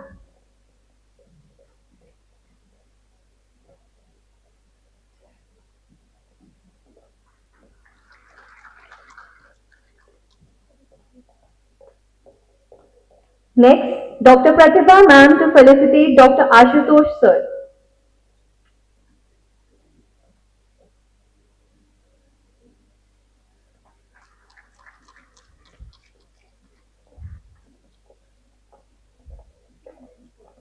Next, I request Dr. Anu Malik ma'am to kindly felicitate our chairperson, Dr. Pratibha Singh ma'am.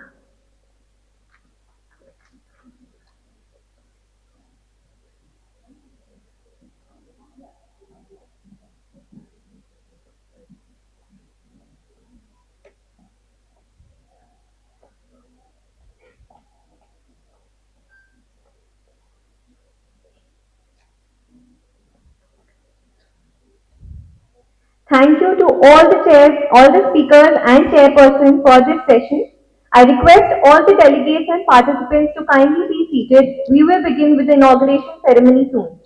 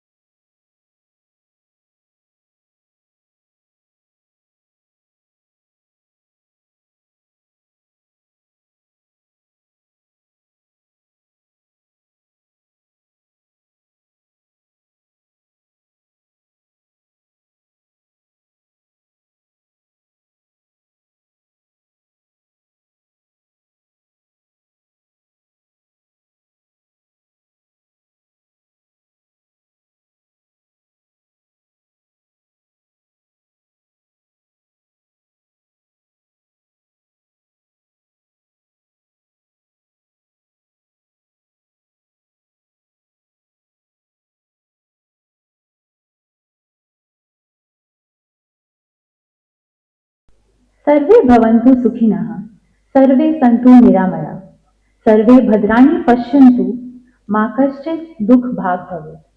This shlok expresses a timeless aspiration that all beings may be happy, free from illness, and free from suffering. In many ways, this reflects the foundation of clinical psychology, our shared commitment to alleviating distress, promoting well-being, and enabling individuals to lead healthier, more fulfilling lives. Namaste to all our honorable dignitaries, esteemed guests, respected speakers, and dear participants.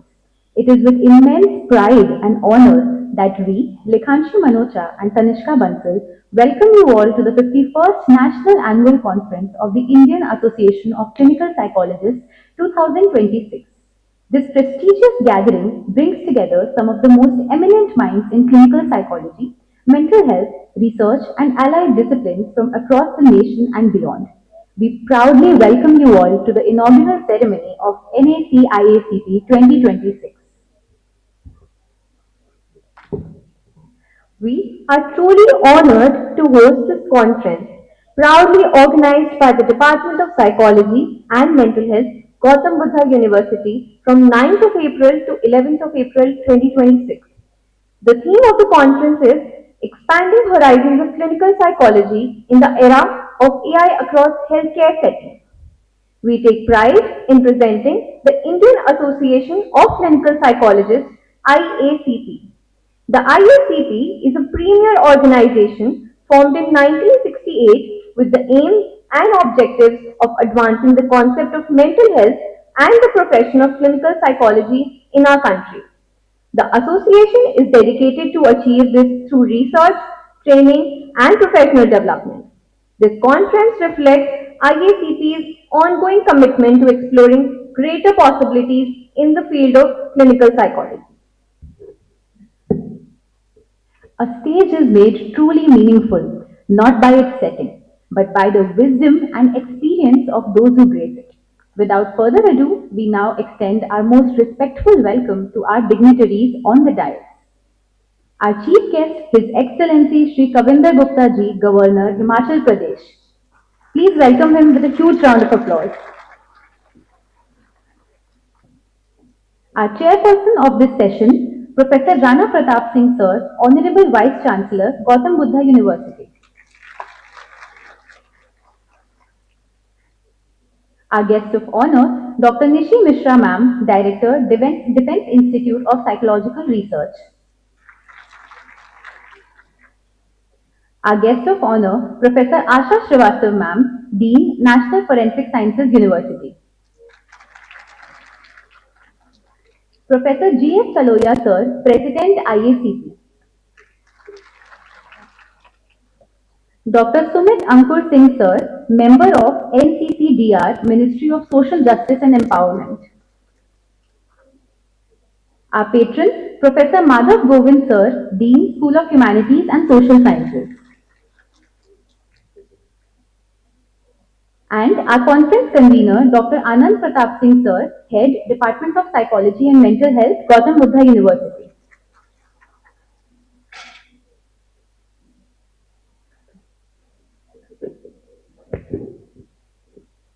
On this special occasion, as a gesture of respect and appreciation, we will now formally welcome our honored guests by presenting bouquets to them.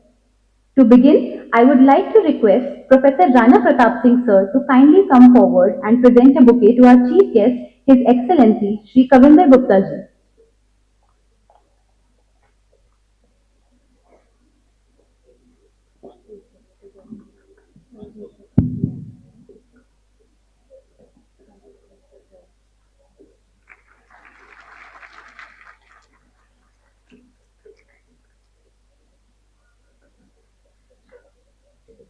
Now, I request Professor Madhav Govind Sir to present a bouquet to our chairperson of this session, Professor Rana Pratap Singh Sir, and welcome him to the session.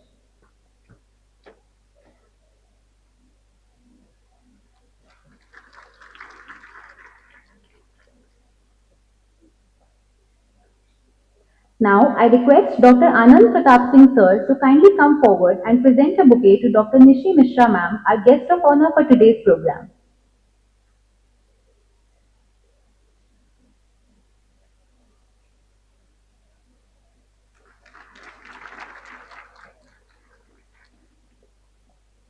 I request Dr. Anand Pratap Singh sir to now present a bouquet to Professor Asha Srivastav ma'am, our guest of honor for this program.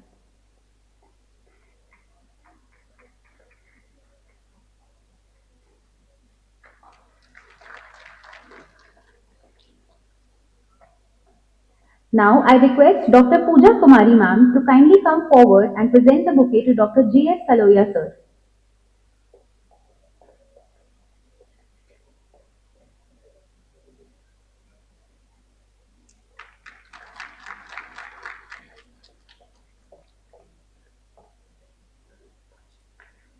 I request Dr. Anand Pratap Singh sir to kindly welcome Dr. Sumit Ankur Singh sir.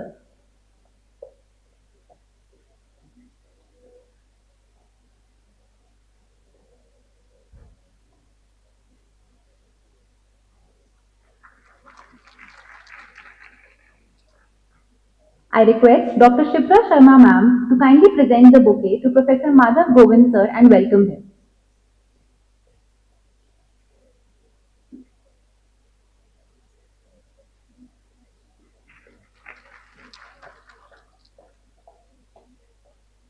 Last but not the least, I request Dr. Anu Malik ma'am to present the bouquet and welcome our conference convener, Dr. Anand Pratap Singh sir.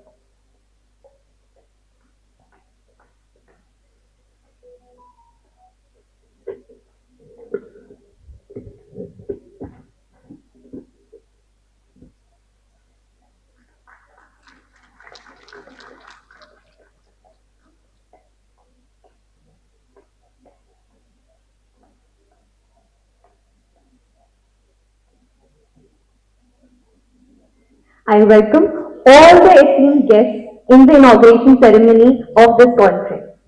Now, the moment has arrived to invoke the divine blessings of knowledge, wisdom, peace, and harmony.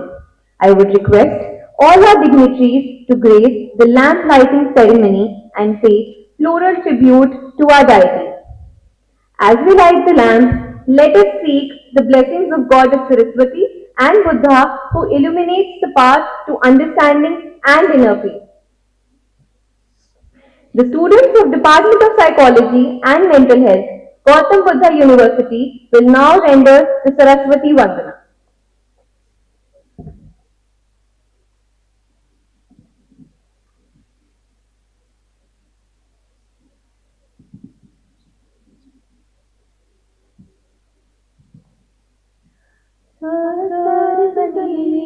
Ni pa pa ni pa ma pa ni da sa pa ni ma ma pa ni sa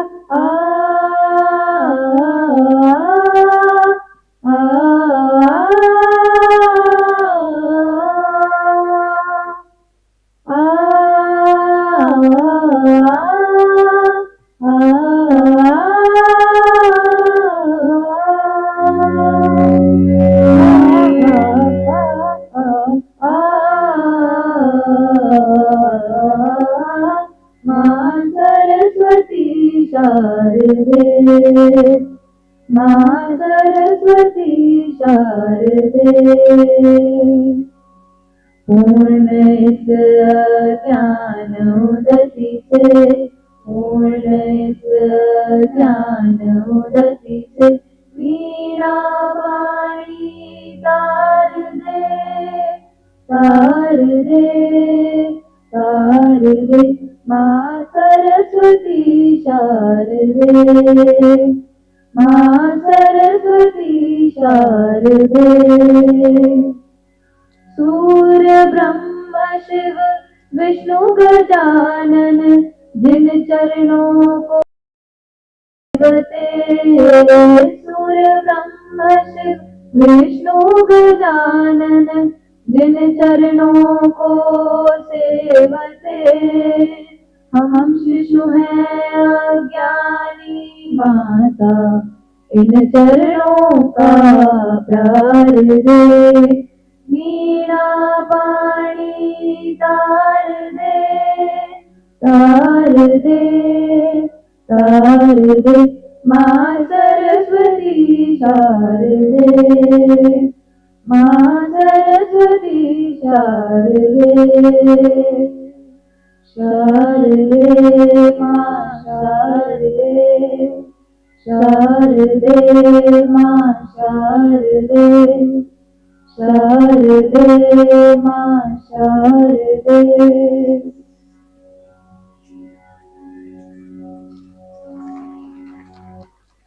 May the divine light illuminate our minds, guiding us towards knowledge, wisdom, and enlightenment. With the ceremonial proceedings gracefully setting the tone, we now move into the formal addresses that will guide and inspire the course of this conference. First, we would like to introduce our conference convener, Dr. Anand Pratap Singh Sir. Sir is a renowned clinical psychologist and the founding HOD of the Department of Psychology and Mental Health, which was established in 2011.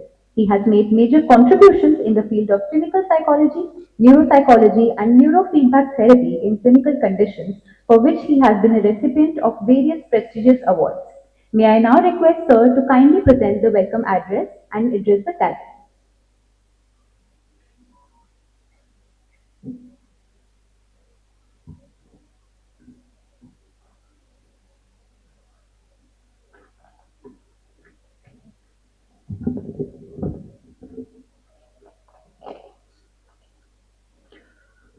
Thank you so much, Lekhanji.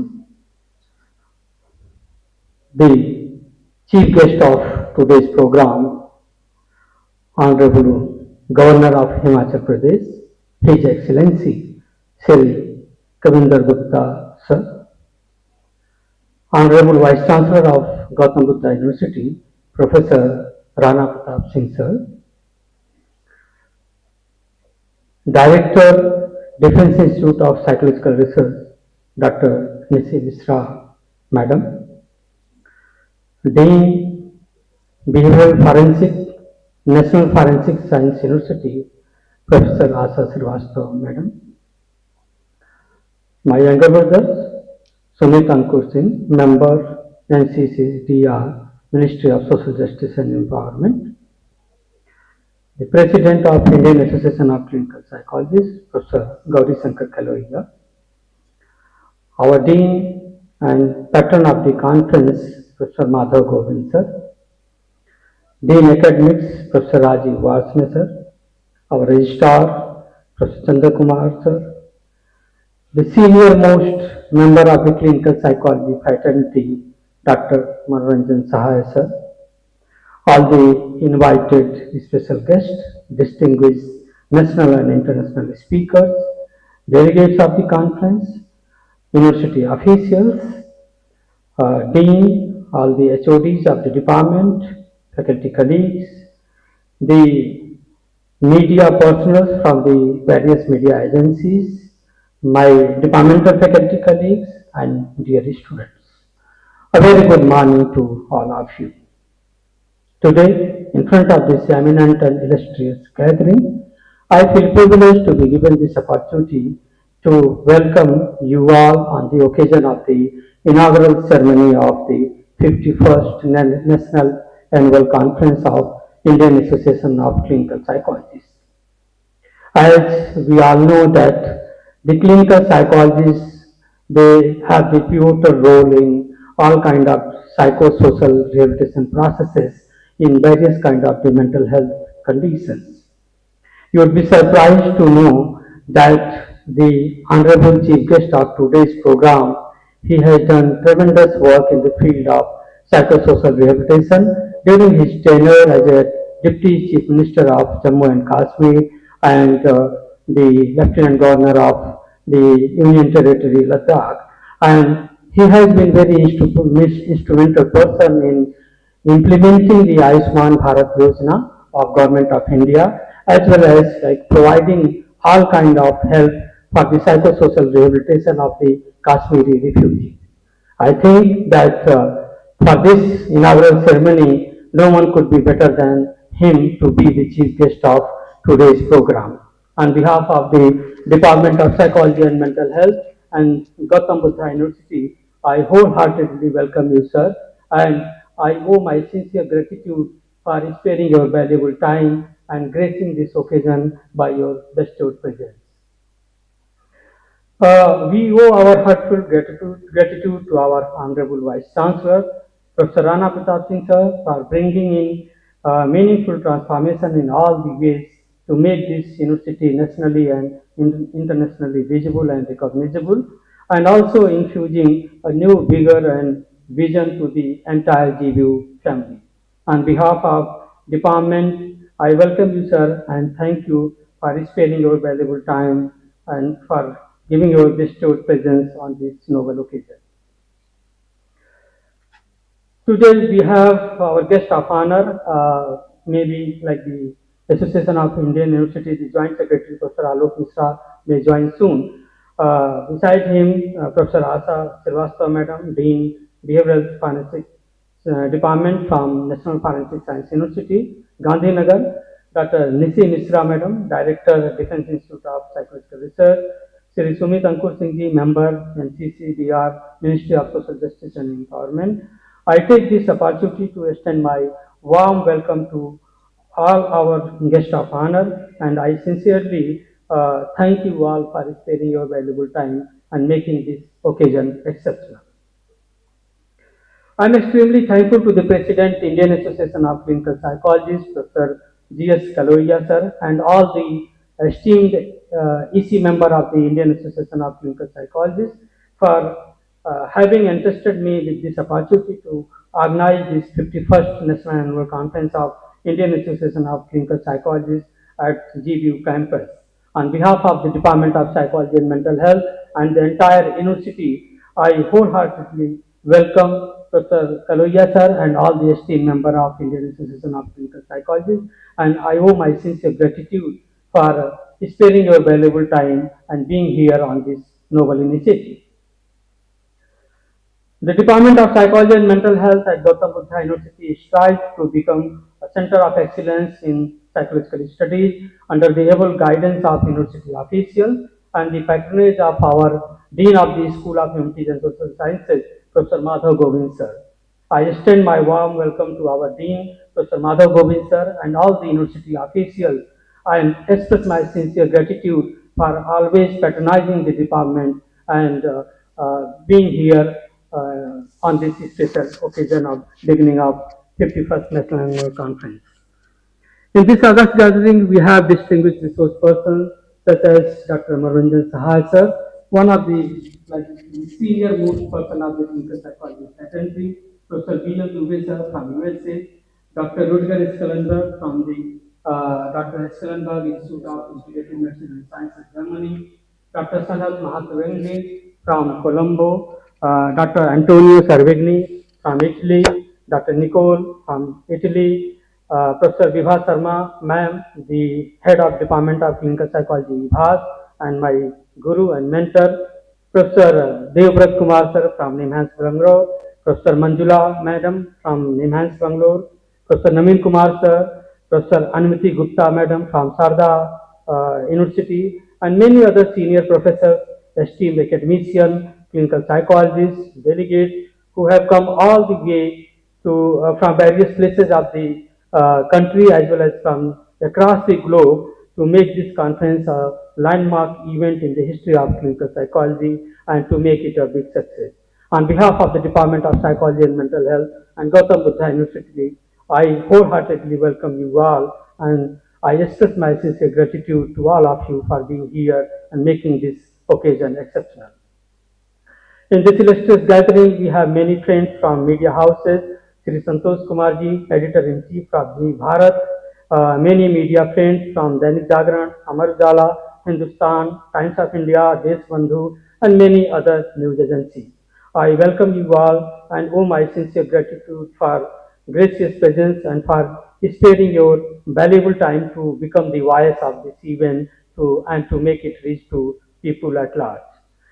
I would like to mention here that there are many organizations who always stand beside us and join our hands in making our new venture successful by offering their financial support.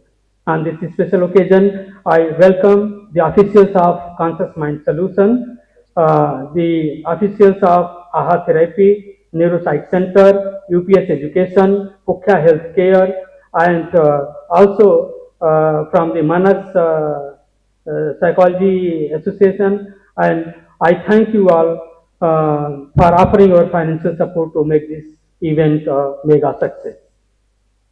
In this August gathering, we have our respected deans of the school from the various school of the studies, heads of the department from the various departments, the respected colleagues, staff, friends, and dear students who are in true sense a big support, encouragement, and motivation to me. I wholeheartedly welcome you all and express my sincere gratitude for being here and gracing the occasion. Once again, I welcome one and all present here and express my gratitude for your benign presence to this mega event of the clinical psychology faculty. Thank you so much.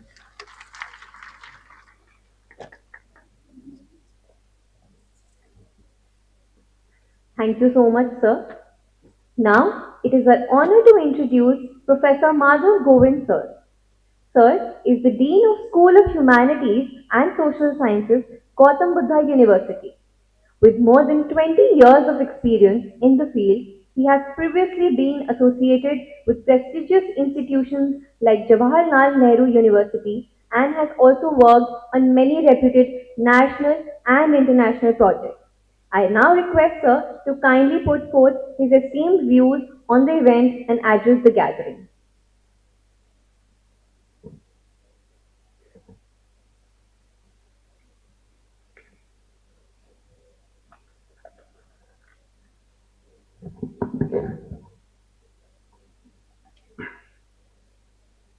Honorable Governor, Himachal Pradesh, His Excellency Sri Kavinder Gupta ji, Honorable Vice Chancellor Gautam Buddha University, Professor Rana Pratap Singh ji, today's guest of honor, who is still on the way, Dr. Alok Mishra ji, Joint Secretary, Association of Indian University, Director, Defense Institute of Psychological Research, Dr. Nishi Mishra ji, Dean, National Forensic Science University, Professor Asa Srivastav ji, President IACP, Professor Gauri Shankar Kalaya ji, Dr. Sumit Ankushi ji, Ministry of Social Welfare, and Organizing Secretary of 51st National Annual Conference of Indian Association of Clinical Psychology, Dr. Anand Pratap Singh ji, Deans and HODs of various schools of GBU, for esteemed faculty members, delegates from different parts of the country and abroad, deans and students, invited guests, media personnel, I feel a special privilege and proud to host this conference at GBU. Our Department of Psychology is one of the most vibrant departments in the country. Our dedicated faculty under the able guidance of Professor Anand Pratap Singh and visionary leadership of our Vice Chancellor is scaling new heights. Sir, our Department of Psychology is fulfilling all four missions of university. Globally, universities are expected to fulfill four important tasks. One is the doing excellent teaching, conducting useful research, and translating those research for industrial and societal application. And fourth job is to connect with the society. Our department is truly involved and engaged in this thing. One specific achievement I would like to mention of our psychology department, sir, they have developed one app, and this app is going to be very useful. It's in the process. We are very soon going to launch it. With the use of that application, you have to put certain queries, and on the basis of those queries, you will be able to understand mental health status of yourself, whether you require any kind of guidance or not. This will be very helpful in early diagnosis of mental health and well-being of individual. I congratulate and I wish my best wishes to entire faculty and to Saran Pratap Singh ji for taking this kind of lead. I think very soon it will be realized in the true life and it will be useful for you. This conference is a new chapter, new beginnings in the history of our psychology department, University of Gautam Buddha University, as this is going to provide a wonderful opportunity to meet experts and all the distinguished scholars who are working in the field, to interact with them and share their ideas, listen them and improve their teaching, learning skills. I am hopeful that the 3-day deliberation that is going to take in this galaxy of intellectual will be very fruitful, and some meaningful output of this conference will also go in making the policies for the government and also enriching our disciplinary experience for our teacher and students. I wish you all the best. Thank you.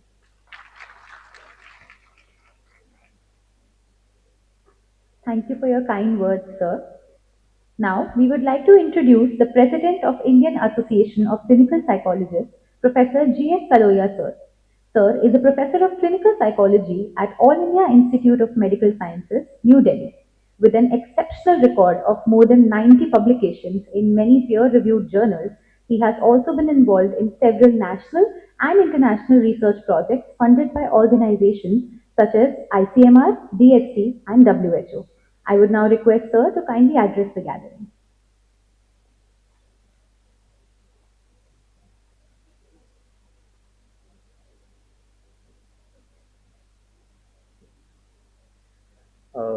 His Excellency Shri Kavinder Gupta ji, Honorable Governor of Himachal Pradesh,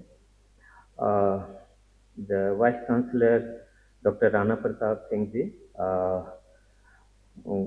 Vice Chancellor of Gautam Buddha University, and Dr. Nishi Mishra, Director DIPR, Dr. Asha Singh, Dean NFSU, Shri Sumit Ankurji from Ministry of Social Justice and Empowerment, Professor Madhav Govindji, Dean Gautam Buddha University, and Dr. Anand Pratap Singh, HOD, Department of Psychology, Clinical Psychology and Mental Health. Respected delegates, my seniors, teachers, and all the participants of this conference, I welcome you all. And I am very grateful to Gautam Buddha University for accepting the request of the EC ISCP to organize this conference. So that way I say my thanks to GBU, the Vice Chancellor, Dean, and the Department of Psychology and Mental Health for accepting our request to hold this conference.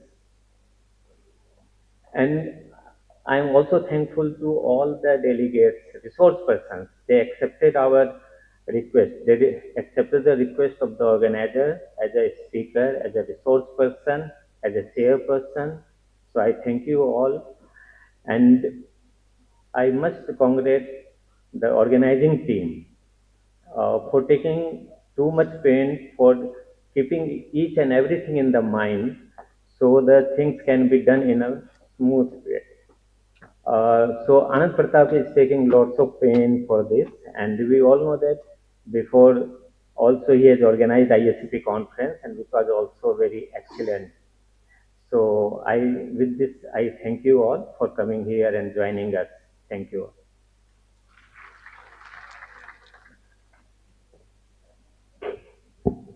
Thank you so much, sir. Now, we would like to introduce Professor Asha Srivastava, ma'am. Ma'am is globally renowned scientist in the field of forensic psychology in India. She has made significant contributions for induction of new technology in CBI like forensic psychological assessment, forensic statement analysis, and many more. Ma'am has also been involved in high-profile cases including Pathankot attack, Sheena Bora case, Mumbai terrorist attack, and Nirbhaya case, among the others. We are honored to have you with us, ma'am. I request you to kindly address the gathering.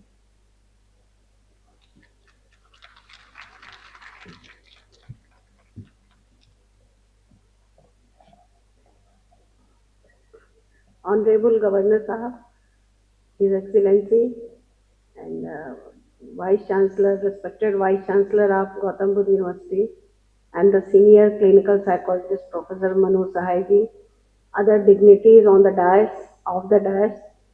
So good morning to all.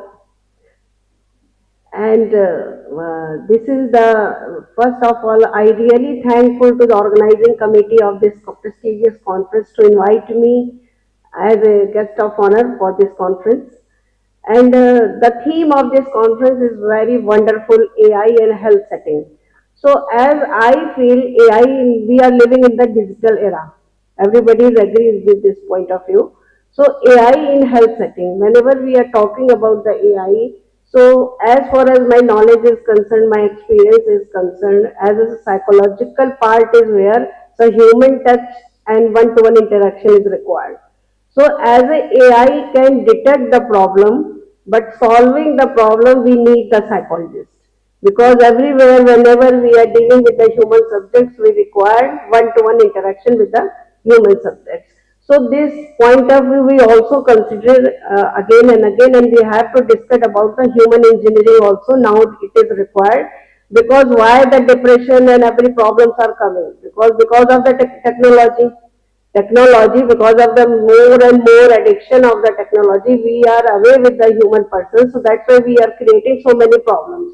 So now the technology we will create to detect the problem, but for solving we need the human subject and as a psychologist again. Secondly, the clinical psychology, as for we know, it is connected with all the branch of psychology. So clinical psychologist is required as we are the senior person and we have to think the job opportunities and the different branches of psychology for our students. So as I feel we have to think out of the box because clinical psychology is the branch that can be utilized in different area of these things. Our Honorable Home Minister in new Bharati Nyaya Sanhita, maybe you are aware that after if the in any crime more than present in 7 years, then it's a mandatory the forensic scientist will visit the crime scene. And in forensic scientist, there is a one psychologist also, and he visited the crime scene. So I was in, from last 30 years, I was in CBI, and in every crime scene team I was there. We made the crime scene team also there. And the psychologists, they are the basically the clinical psychologists, and they are visiting the crime scene. So because we, on the basis of crime scene, we are making the profiling, we are making the suspects can be like this, and it is the how it is useful because we are making the police friendly also. It replaces the third degree method. We are interrogating the subjects to find out the truth and deception and how it is utilized for the investigation purpose. So that is also required to give the training and to make the workshop and aware the students also for that reason also. Because if any crime is there, nobody knows about the crime, nor the media, nor the police person, nor the advocate, nobody knows. Who knows? Only victim and offender. So both are the human being. So whenever we are talking about the human being, so human interaction, the psychological interaction is required. So as this is a very good theme of the today, AI and in health setting, AI in different settings, how we can use and how we can utilize, that is also important. And we have, I have seen the brochures, there are many technical sessions, so I am not here to take any lectures for you. So already you have many technical sessions. I wish for the success of this conference because many experts from all over India, they are here and they are going to deliver the different topic on different issues. So I think you will learn here and thank you and best wishes. Thank you, ma'am. I would now like to introduce our guest of honor, Dr. Nishi Mishra, ma'am. Ma'am is currently serving as the Director of Defense Institute of Psychological Research, DRDO. Ma'am has contributed extensively in the research related to suicides, job stress and post-traumatic stress in armed forces, mental health and organizational behavior. She has also been conferred with DRDO Popular Science Communication Award, Technology Group Award and many more. May I now request ma'am to kindly put forth her esteemed views on this event and address the gathering.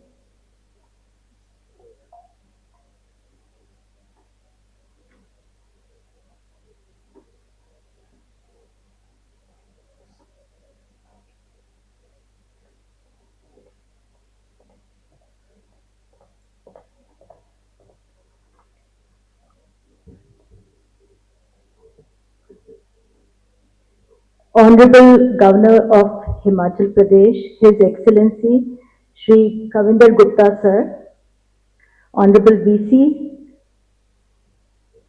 Professor Rana Pratap Singh Sir, Professor Madhav Govind Singh Sir, distinguished dignitaries on the dais and in the auditorium, respected clinicians, esteemed colleagues, and brilliant minds who have gathered here today.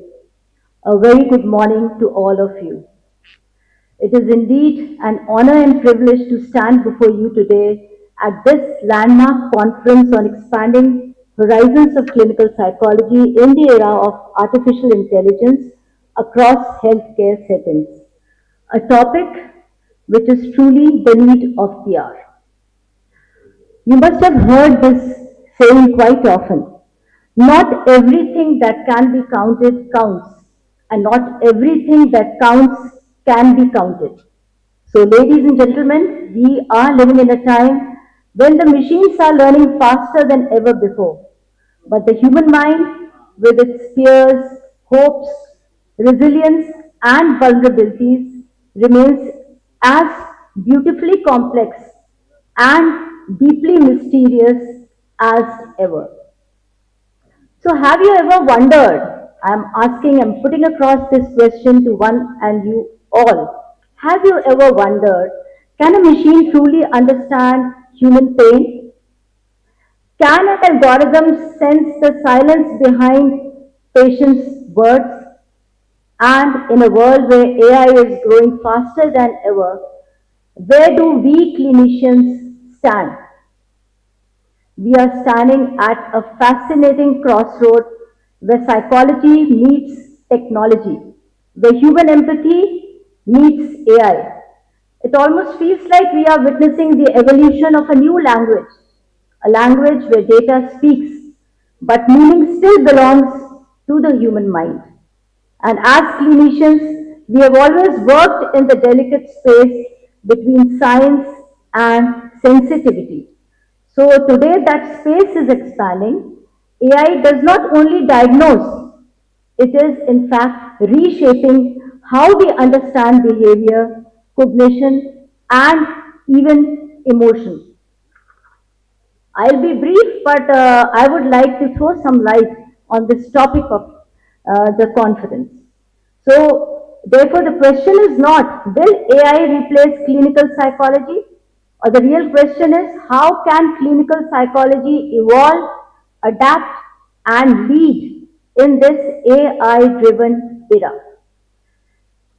So, AI revolution, we know, is expanding day by day, and the field of clinical psychology is undergoing a profound revolution, which is driven by artificial intelligence. So traditional subjective methods are being transformed by AI-powered tools, including machine learning, natural language processing, and predictive analytics. I won't go into the depths of it because I've been asked to be brief enough.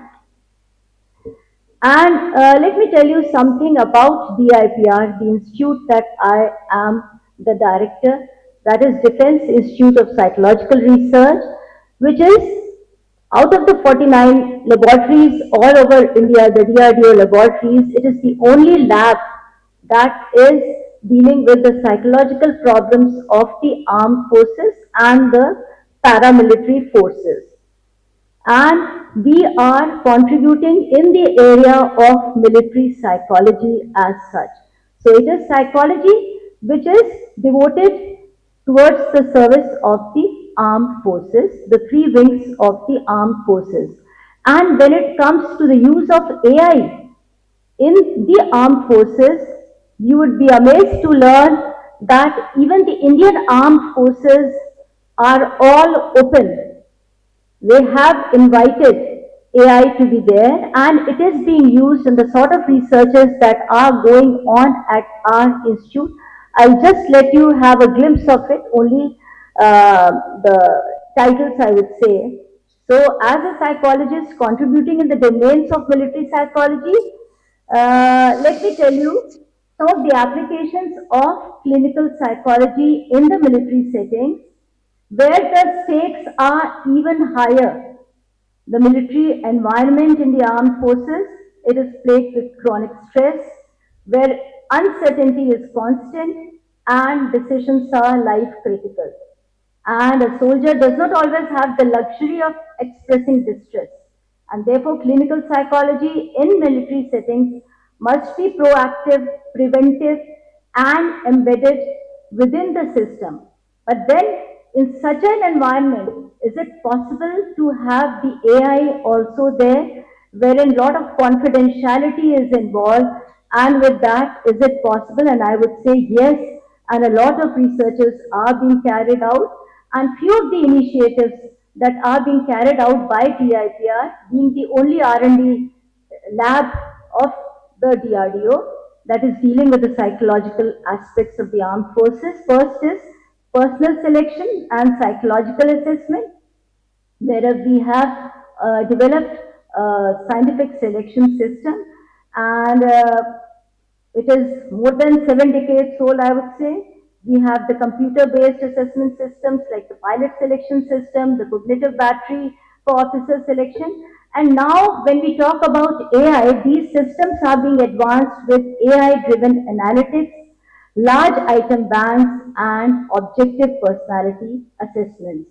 Now coming on to health, and that to mental health and well-being of the armed forces, is another area wherein we have contributed in a big way, and a number of studies and outreach programs are being carried out, and the emphasis is now shifting from treatment to psychological preparedness. Another area is cognitive and psychological warfare, where all of us, we are observing the sort of warfare that is there. It is a war that is not being fought in the borders, it is a war that is being fought in the minds. And herein comes the role of AI, especially in the social media. So a lot of researches are being conducted. A flagship program is on at Defense Institute of Psychological Research, and I won't go into the details because there are other people who are there on the dais. So just a reflection before I conclude. Let me pause and ask all of you, in a world where machines can predict behavior, what will make us uniquely human? It is our empathy, it is our insight, ethical judgment, ability to connect, and that is where clinical psychology will always remain indispensable. And but a word of caution also, let us not be carried away by technological enthusiasm alone, because AI can analyze data, it can recognize patterns and predict possibilities, but it cannot feel empathy, understand silence, decode human suffering in its full depth. Clinical psychology is not just a science, it is also human connection. Therefore, AI must remain a tool in the hands of psychologists, and I repeat, not a replacement for them. So thank you so much. Jai Hind.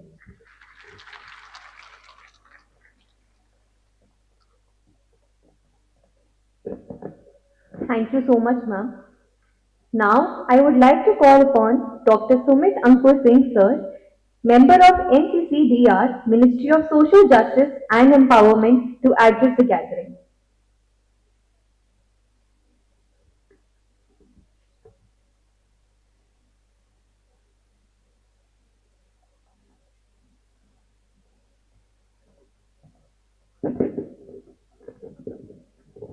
Bharat माता की, भारत माता की।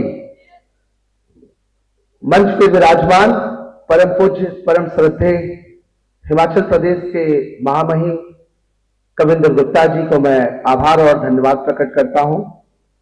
साथ ही साथ इस विश्वविद्यालय के कुल गौरव माननीय प्रोफेसर राणा प्रताप सिंह कुलपति महोदय जी को भी मैं साधुवाद करता हूं।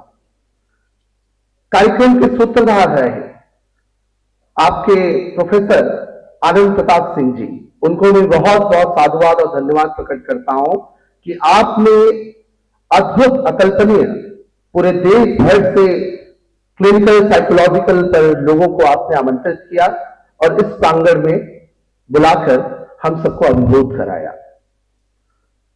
संस्कृत की एक पंक्ति है, या देवी सर्वभूतेषु बुद्धिरूपेण संस्थिता नमस्तस्यै नमस्तस्यै नमस्तस्यै नमो नमः।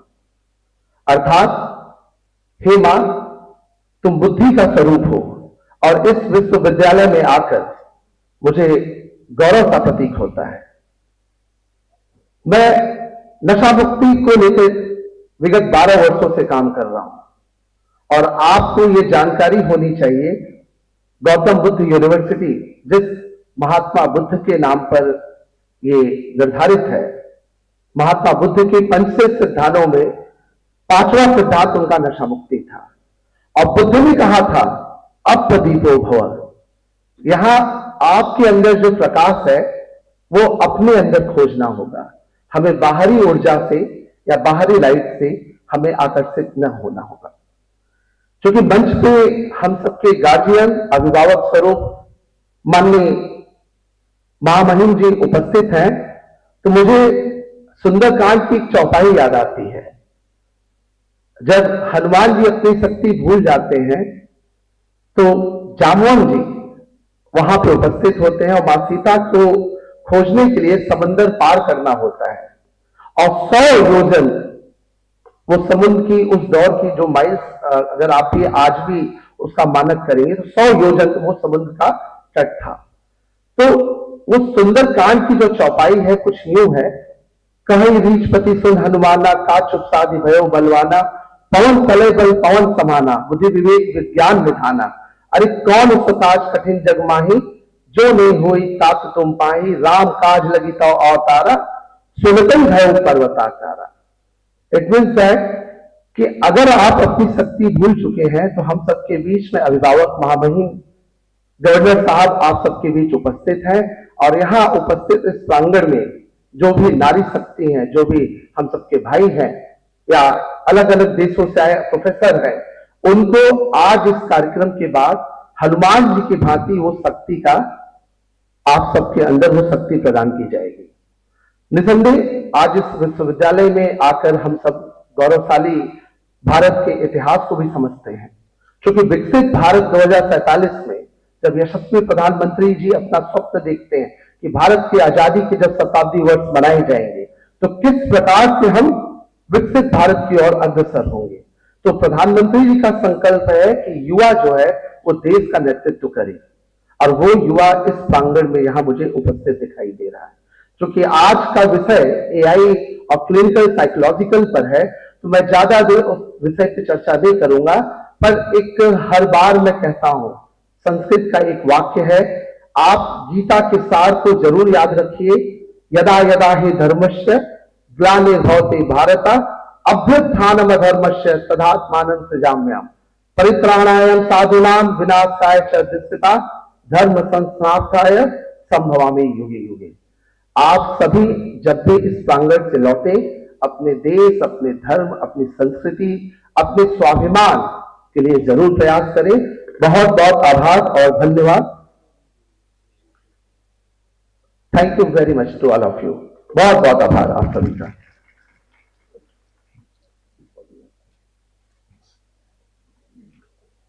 Thank you, sir. Ladies and gentlemen, we have been joined by Dr. Alok Kumar Mishra, sir, our guest of honor. So we would like to introduce sir to all our audience. Sir is a distinguished academic and higher education leader with an interdisciplinary background in psychology, philosophy, law, and criminology. He has received various awards for his work, including Commonwealth Innovation Award 2021, Excellence Award 2019, Innovative Scientist Award 2017, and many more. Sir is a visionary advocate who is dedicated to guiding youth and promoting mental well-being. May I request Sir to kindly address the audience now.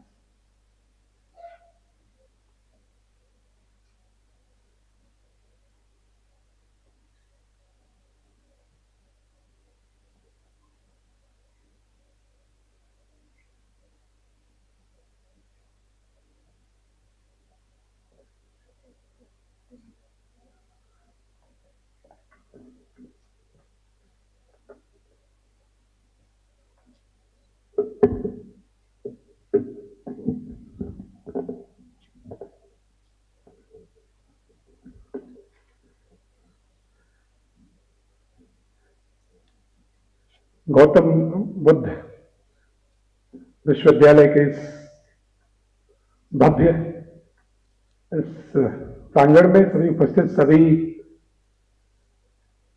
ऐसे मनोवैज्ञानिक, clinical psychologist और जो आज इस clinical psychologist मनोवैज्ञानिक सम्मेलन में शिरकत कर रहे हैं, भाग ले रहे हैं। देश के तमाम कोने कोने से लोग आए और विश्व के अन्य भाग से लोग जो आए, और आज के मंच पर जो विद्वत मंच यहाँ पर है उनमें हमारे बीच में माननीय राज्यपाल महोदय हिमाचल प्रदेश के गुप्त सर को जो है, सर मैं आपको नमस्कार करता हूँ। आपकी उपस्थिति से ये कार्यक्रम और भी गरिमामय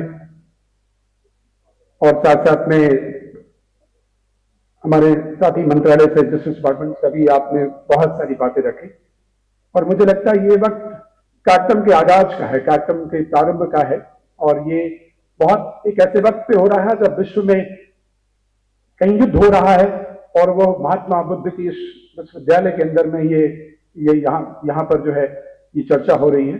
और मनोवैज्ञानिक जो सोच है आज समाज के लिए बहुत महत्वपूर्ण है, और जिस आज विधा में आप सभी काम कर रहे हैं उसको और ऊंचाई देने की आवश्यकता है। आज का जो समारोह है वो लोगों को सिर्फ ज्ञान कुछ देने के लिए नहीं है, बल्कि आपस में बहुत कुछ आदान प्रदान करने के लिए, और जिससे कि ये जो क्लिनिकल साइकोलॉजिस्ट जो का जो पूरा एक समूह है, जो पूरा एक आप सबकी जो प्रैक्टिसिंग है, उसमें भी नए जो कुछ नवाचार हो रहे हैं, और जो कुछ भी नए ऐसे जो अनुसंधान होके आए हैं उन सब से एक दूसरे अवगत हो सके, और यह विधा और भी प्रगाढ़ हो सके और प्रबुद्ध हो सके, और जिससे कि आप समाज में और दृढ़ता के साथ में नए उन अनुसंधान से जो विचार हैं उससे आप पुष्पित पल्लवित होकर के और लोगों की आप गहरी सेवा कर सकें।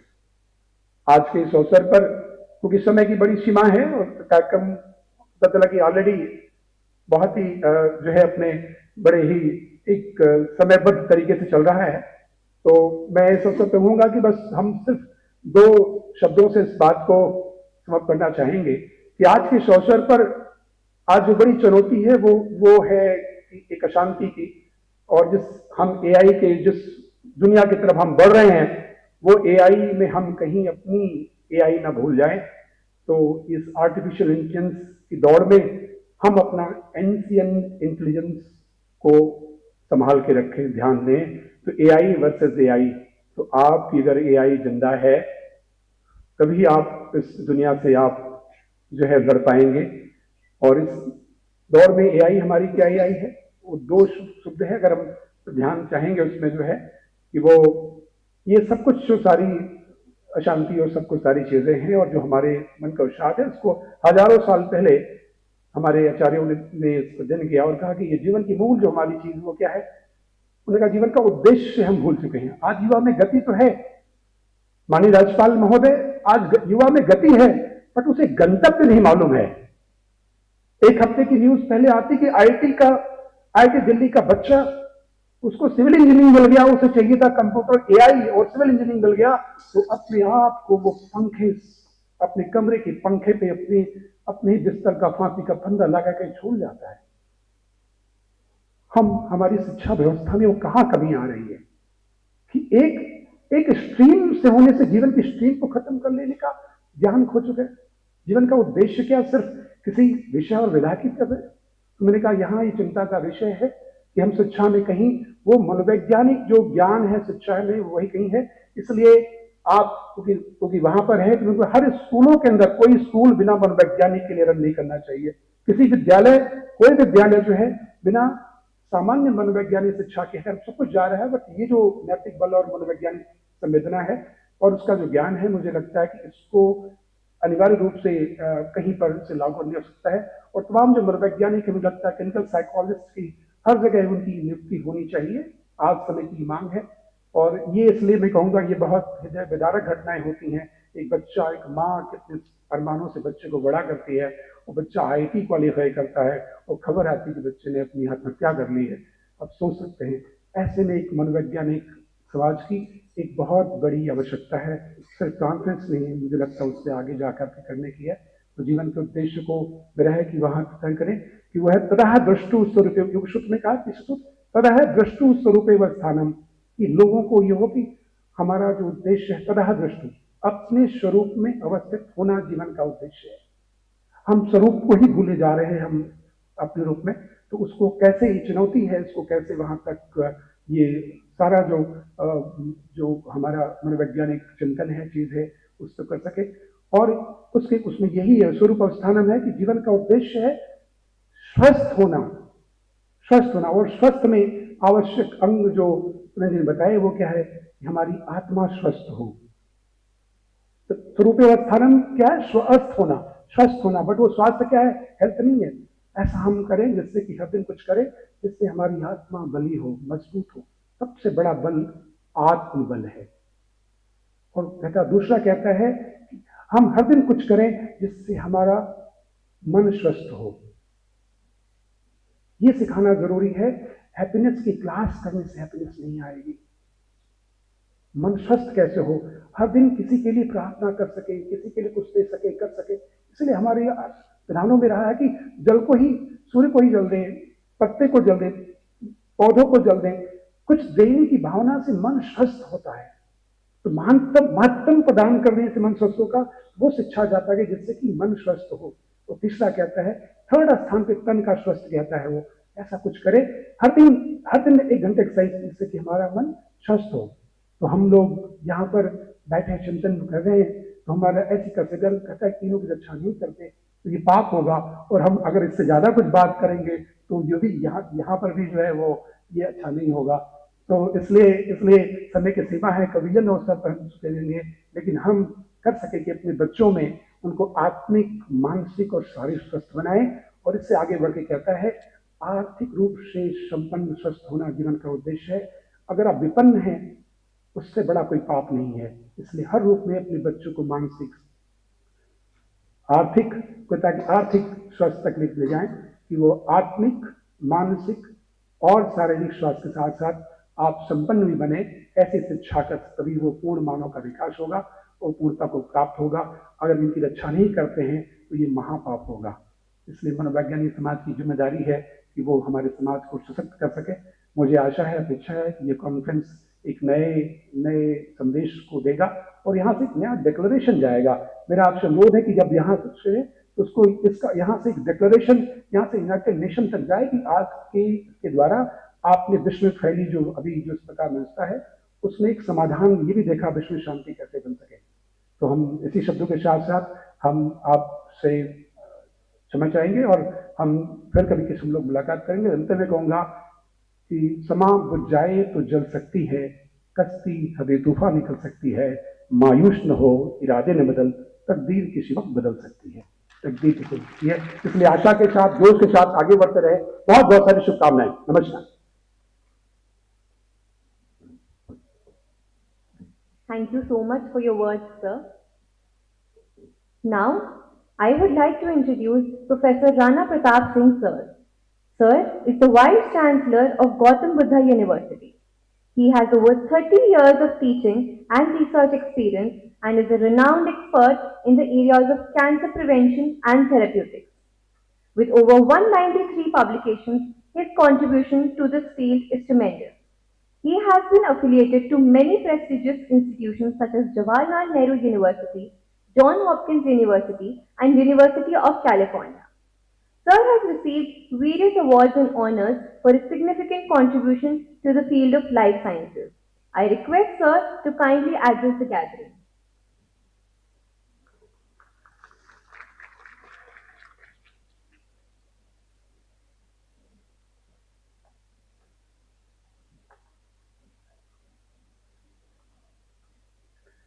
आज के मुख्य अतिथि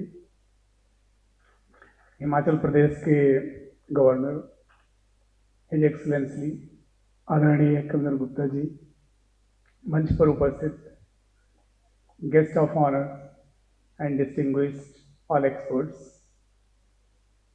of the dais, all the participants and delegates from India and abroad. We are discussing on clinical psychology and artificial intelligence. And we just heard that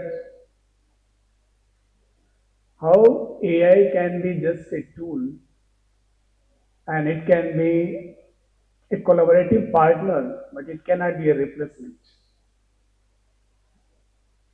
Just think about yourself. If I just give a brief background about our brain, then 5th century BC, we were not knowing that what is the seat of intelligence or seat of learning in our body. Scientists that time they were telling that it is heart from where we think or do reasoning or feel pain. So that was the knowledge, 5th century BC. Slowly the scientists started doing experiment and then we came to know that no, it is the brain which is the seat of intelligence. And this information came 3rd or 4th century BC. From then onwards, lot of developments have happened. And now you will be surprised to know that our brain is having almost 70 billion neurons. And if you just connect them end to end, it is going to be 1.5 lakh kilometers. Our whole body is having also nervous system. And if you count all of them, it is going to be 4.5 lakh kilometers of network of neurons in your body. So our body is very complex and it has been evolved through lakhs and lakhs of years. The human being, if you go back to the evolution, it is almost 3 lakhs years when we are having our species as Homo sapiens. So the AI, which is the recent development, it is very difficult for this AI to compete with the evolution which has happened for almost 3 lakhs years. Related to the psychology, as we just heard the importance, at least in the humans, how important it is. Since I work in the area of cancer biology, I'll just give you a brief example. If anyone is going for screening, normal screening, you are very healthy, but you are going for the annual screening to see whether I have any risk of any disease. And suppose that you are going for the test which is going to tell you that possibly whether you are going to have any type of cancer in your body or not. So just by hearing yourself or preparing yourself that I am going to do the test to find out whether I have cancer or not, what kind of anxiety you feel. So it is just name of the disease, and suppose in your screening one finds out that yes, there is some marker which is indicating that there is a risk of cancer in some part of the body, then what kind of feeling is going to have that person? It is very difficult to analyze by those which are not in that position. Mostly the feeling of hopelessness, and the person will lose interest in all those things or those activities from where he or she was deriving the happiness or the pleasure. Next, you will find that maybe weight loss is going to happen, sleep disorder, and difficulties in concentration and also thought process. So many things are going to happen, and that will finally lead to depression. So anxiety, depression, still this is too far for AI to handle. And that is why we are discussing that clinical psychologists, why they are important. Their role is important. Now, in most of the medical treatments, the oncologists, they were there in the beginning. Now there is a composite team where clinical psychologists are also there as a team member. Otherwise, even if the person is going for the treatment, once they hear about chemotherapy or radiotherapy, immunotherapy, sometimes drug is working, but if the mental status is not good or healthy, you will not see the desired result what is expected. So team of clinicians are very important with such oncologists and also for some other diseases.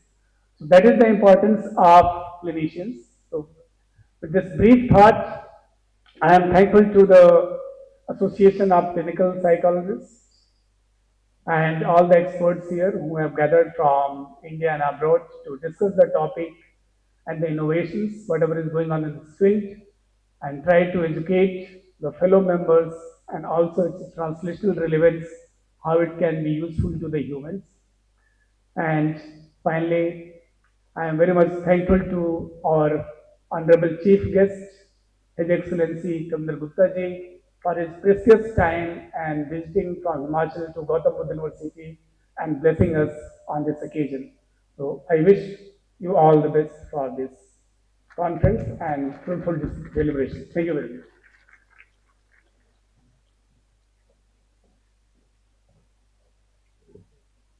Thank you so much, sir, for your enlightening words. Now, the time is here for the release of conference souvenirs. May I now request all the dignitaries to kindly release the souvenirs presented to them right now.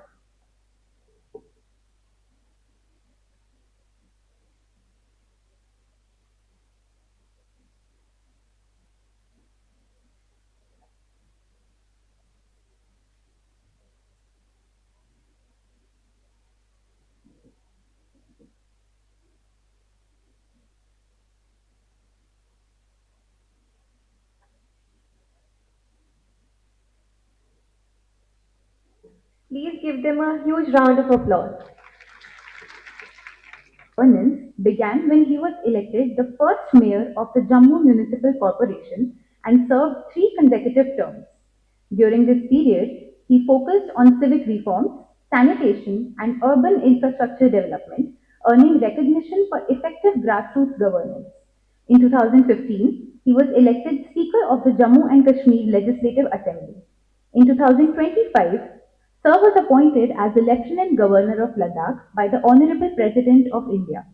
During his tenure, he focused on infrastructure development, education, renewable energy, tourism, and sustainable, inclusive, and transparent governance. On 5th March 2026, Sir was appointed as the Governor of Himachal Pradesh by the Honorable President of India. It is indeed an honor for us to witness this moment in the esteemed presence of our Honorable Chief Guest. May I now humbly invite Sir to address the audience.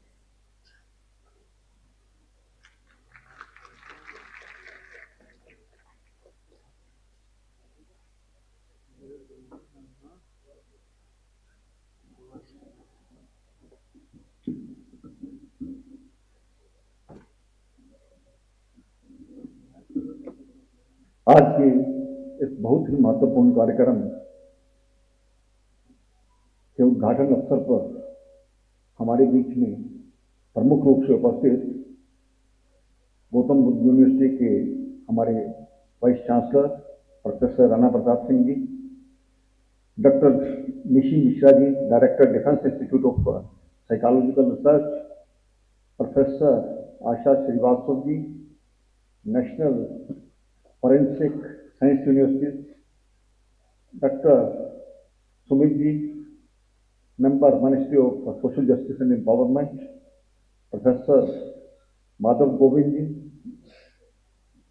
Dr. Anand Pratap Singh ji, Deans and HODs, esteemed family, faculty members and dignitaries, psychologists, students, सर्वप्रथम मैं माननीय कुलपति महोदय तथा आयोजन समिति के सभी सम्मानित सदस्यों की इस महत्वपूर्ण विषय पर एक अंतर्राष्ट्रीय सम्मेलन के सफल आयोजन के लिए हार्दिक बधाई देता हूं।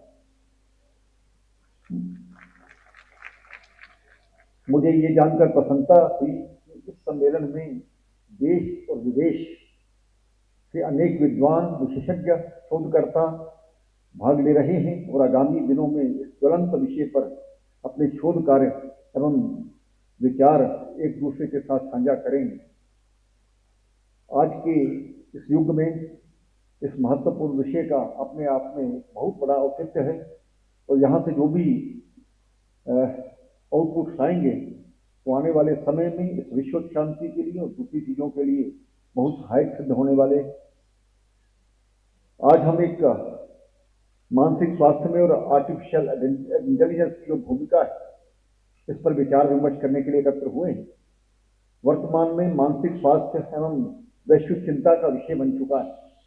अभी 1-1.5 महीना पहले मुझे याद है कि प्रधानमंत्री जी द्वारा यहाँ भारत मंडपम में एक बहुत बड़ा AI पर सम्मेलन हुआ था और एक शुरुआत भारत ने की है और आने वाले समय में भारत ही इस चीज़ को दिशा देगा और भारत विश्वगुरु था हर मामले में।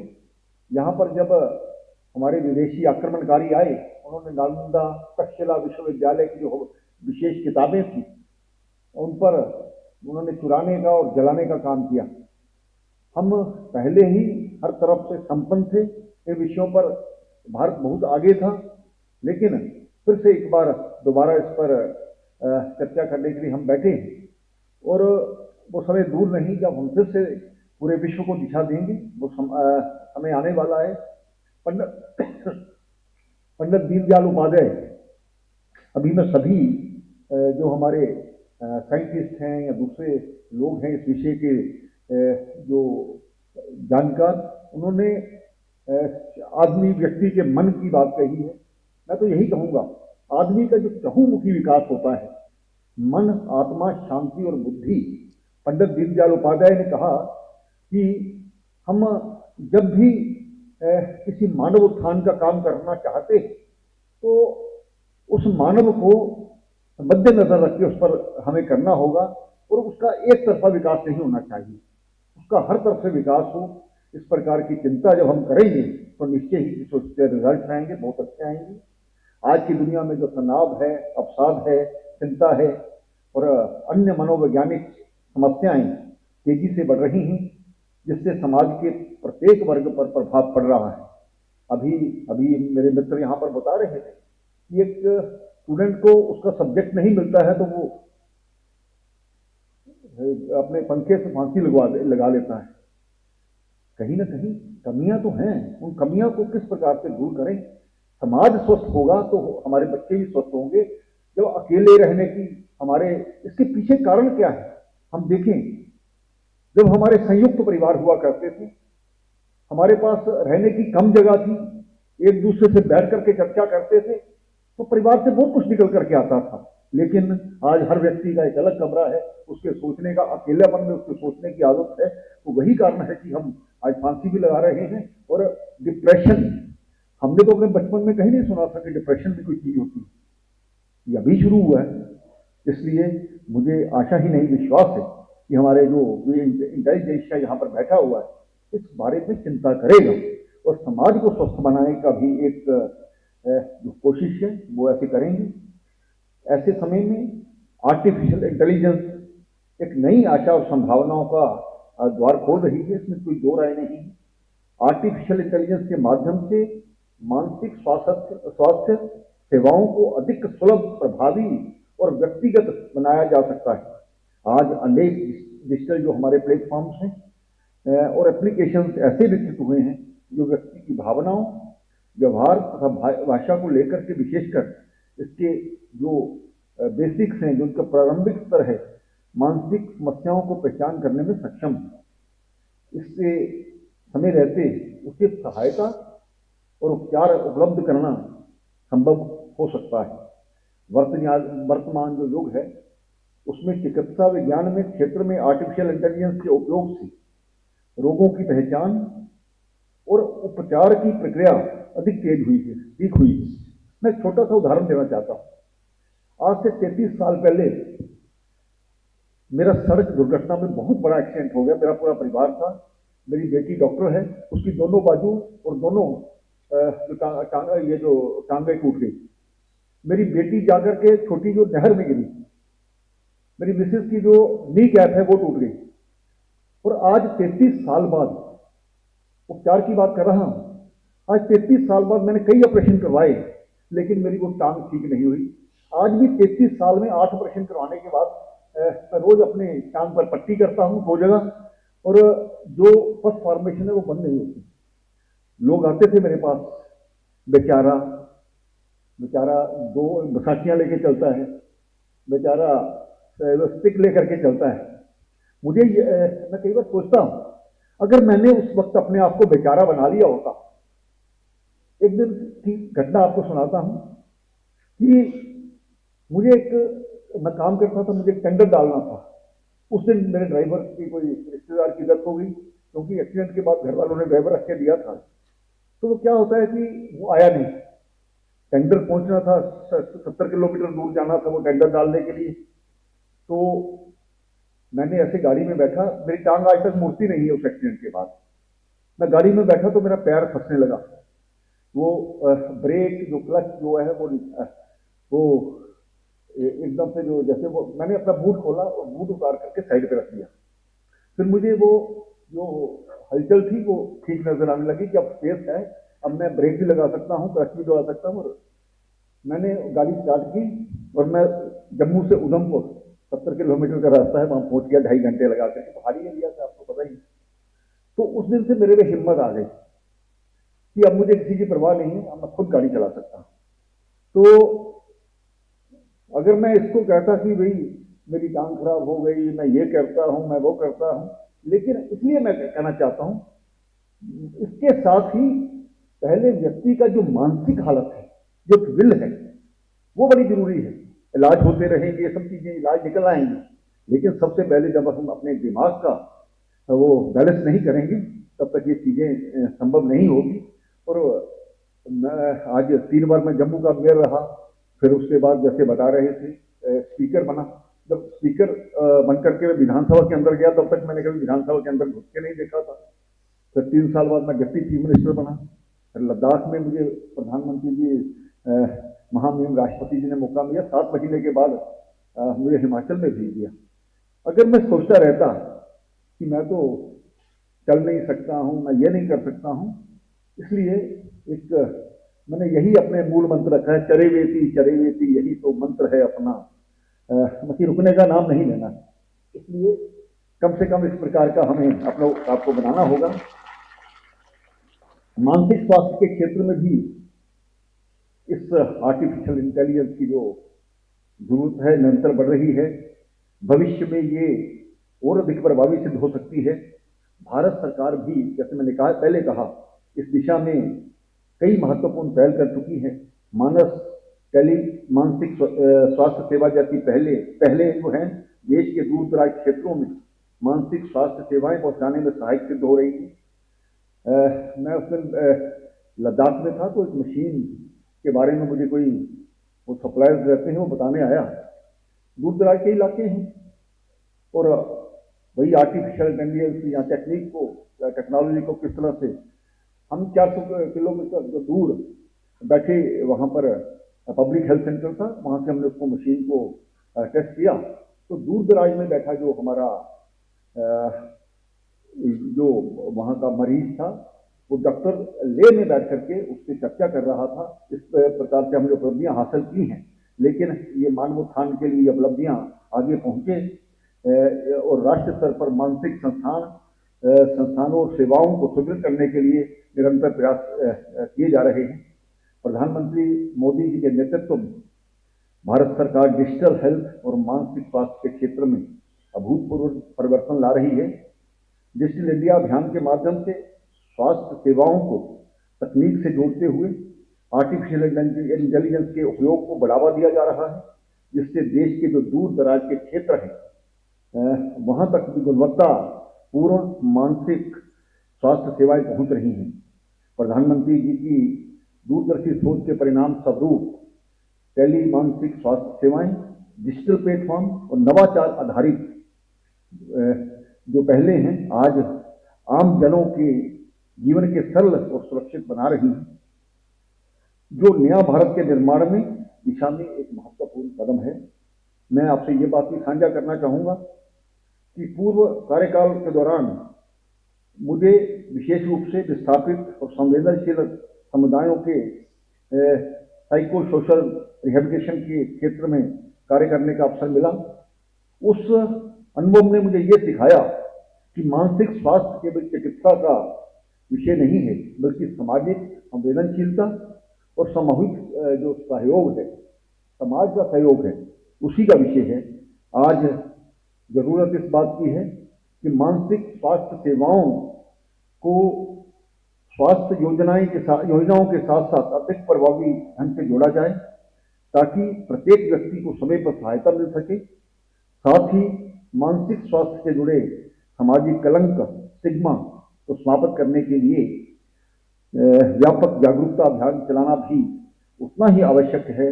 इस दिशा में आर्टिफिशियल इंटेलिजेंस आधारित तकनीक जागरूकता फैलाने के लिए और सहायता प्रदान करने के लिए अपनी बहुत ही महत्वपूर्ण भूमिका निभा सकती है। आर्टिफिशियल AI आधारित वर्चुअल थेरेपिस्ट और डिजिटल प्लेटफॉर्म 24/7 सहायता प्रदान कर रहे हैं, विशेषकर उन क्षेत्रों में जहां पर मानसिक स्वास्थ्य विशेषज्ञों की कमी है। AI एक प्रभावी माध्यम इसके लिए बन सकता है।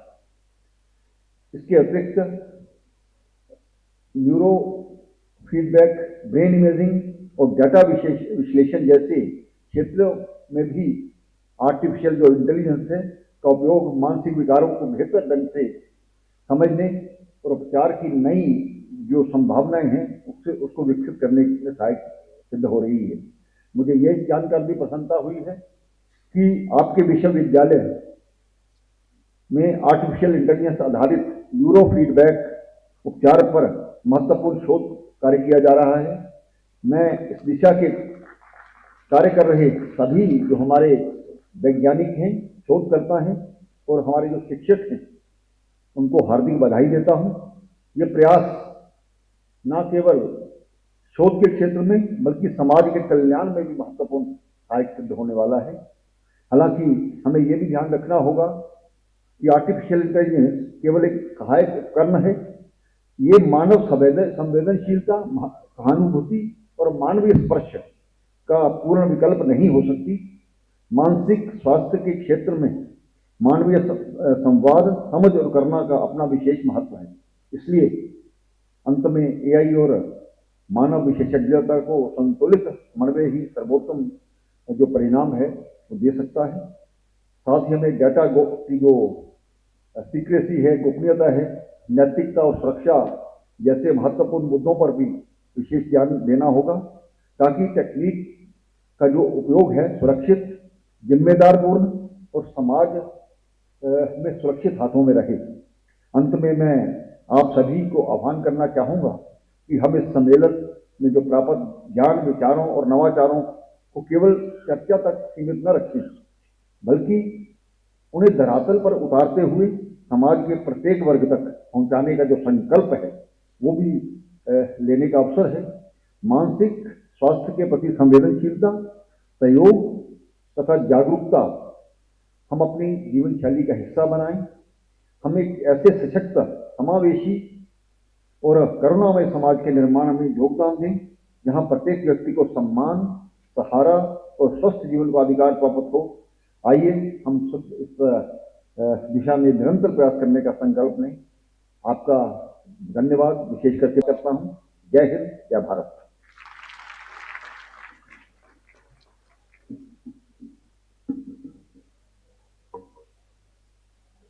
Thank you so much, sir, for your empowering words and your gracious presence today.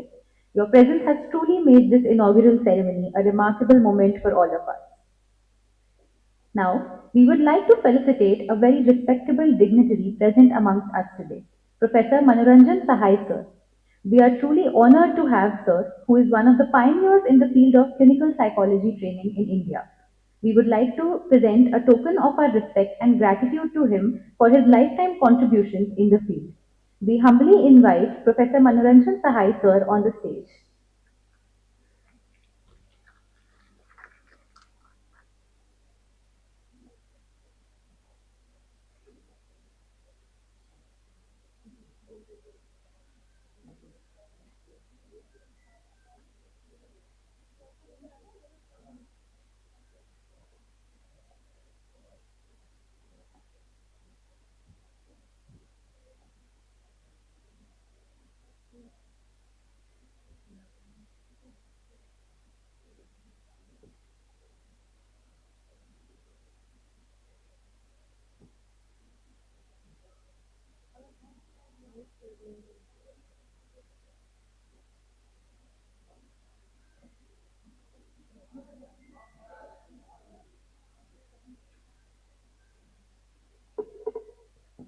I request our chief guest, His Excellency Sri Kavinder Gupta ji, to kindly felicitate Professor Manoranjan Sahai sir, and I also request all our esteemed dignitaries to join in for the same.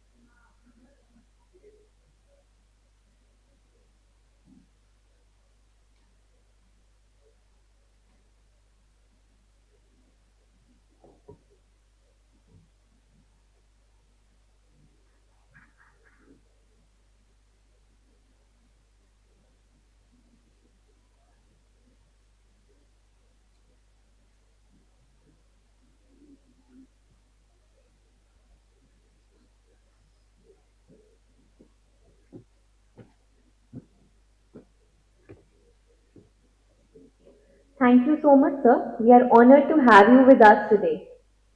Now, we would move towards another segment of this inauguration. We are indeed grateful to our esteemed guests to have taken out their precious time from their schedules to grace us with their presence for this event. We would request our guests to accept small tokens of remembrance and gratitude. To begin, I would like to invite Professor Rana Pratap Singh sir to come forward and present our token to the chief guest, His Excellency Sri Kavinder Gupta ji.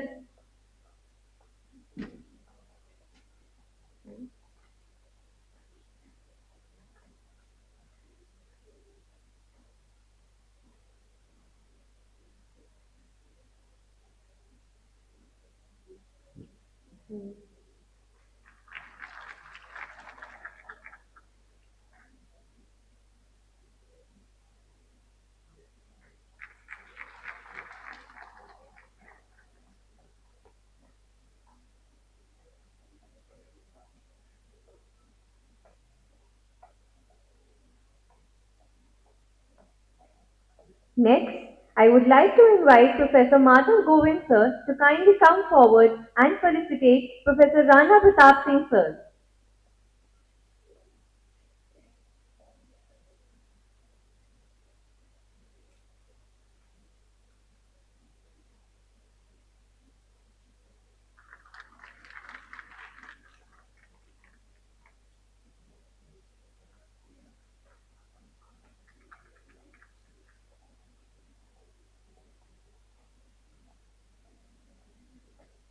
I request Professor Madhav Govind sir to present our token to Professor Alok Mishra sir.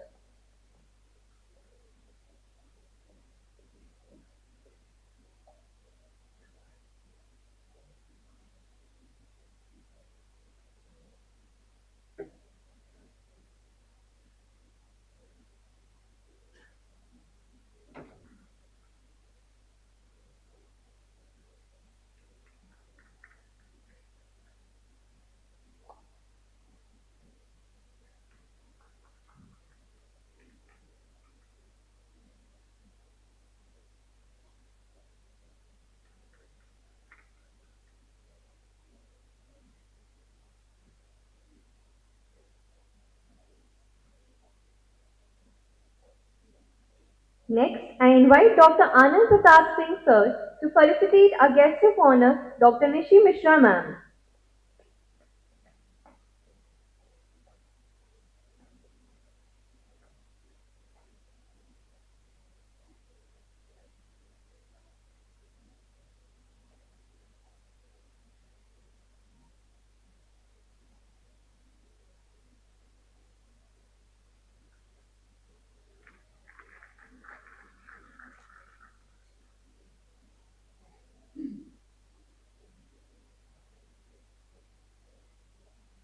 Next, I request Dr. Anand Pratap Singh sir to felicitate Professor Asha Srivastav ma'am.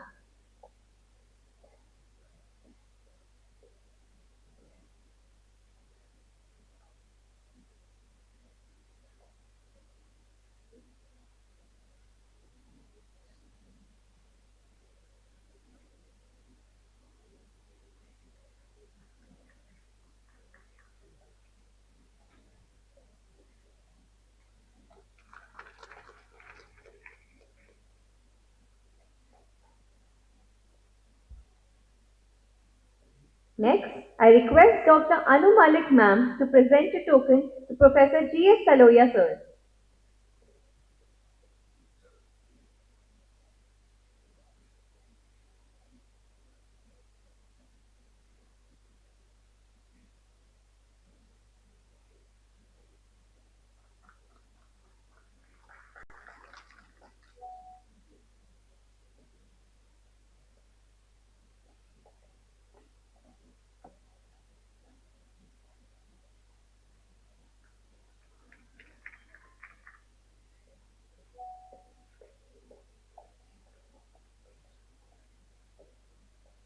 Next, I request Dr. Anand Pratap Singh sir to present a token to Dr. Sumit Ankur Singh sir.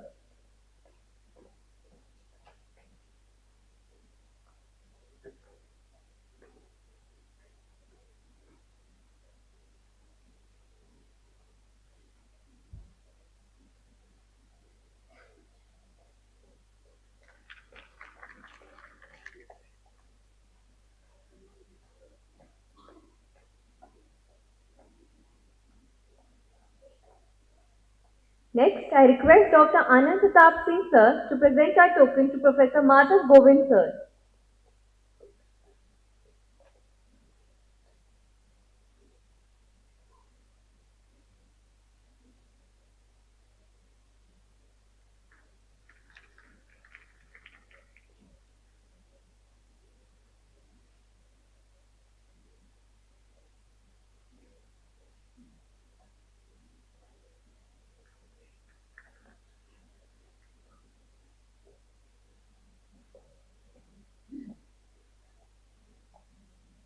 Last but not the least, I request Anu Theodia ma'am to present a token of gratitude to Dr. Anand Pratap Singh sir, a conference convener.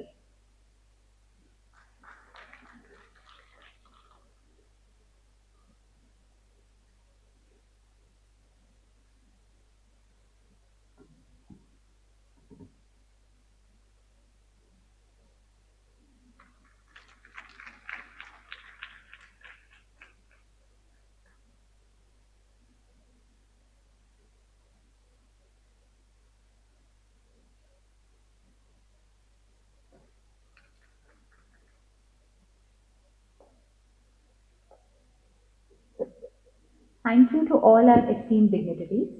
To mark the culmination of the formal inaugural aspects of this conference, I shall now request Dr. Anu Malik ma'am to kindly give out the vote of thanks.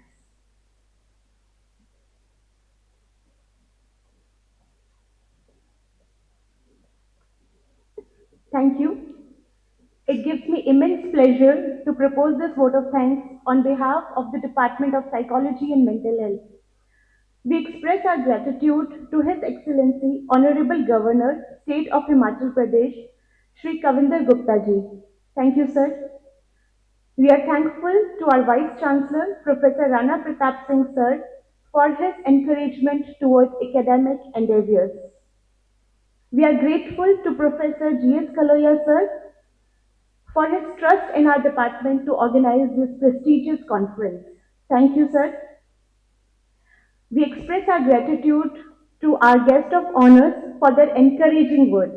Dr. Nishi Mishra ma'am, Director DIPR, Professor Asha Srivastav ma'am, Dean NFSU, Professor Alok Mishra sir, Joint Secretary AIU, Shri Sumit Kumar Singh ji, Member of NCCDR, Ministry of Social Justice and Empowerment.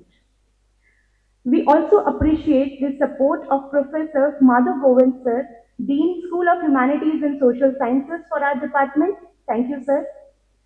Our deep gratitude to the Registrar, Professor Chandra Kumar sir, to the Deputy Registrar and all university officials for the support that they have given us in organizing this event. Our many thanks to Dr. Anand Pratap Singh sir for organizing this prestigious conference on our campus. It will be a great learning experience for the next 3 days. Thank you, sir. Our special thanks to our sponsors and to the media personnel for the support and coverage. Thank you so much. We also thank our speakers, presenters, and participants for choosing this a platform to showcase their research and the immensely impactful work that they are doing. Thank you. And lastly, I would request you all for a big round of applause for our students, our faculty members, and non-teaching staff. It is only because of their tireless efforts that we have been able to do this event. It is only possible because of us. Thank you. Thank you so very much. Thank you.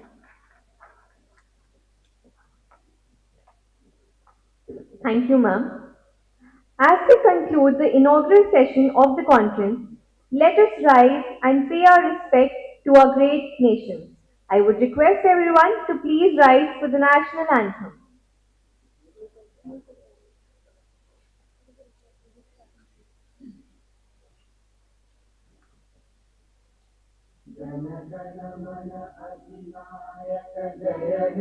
Bharat भाग्य विधाता पंजाब सिंध गुजरात मराठा द्राविड़ उत्कल गंगा विंध्य हिमाचल यमुना गंगा उच्चल जलधि तरंगा तव शुभ नामे जागे तव शुभ आशीष मांगे गाहे तव जय गाथा जन जन मंगल दायक जय हे भारत भाग्य विधाता जय हे जय हे जय हे जय जय जय जय हे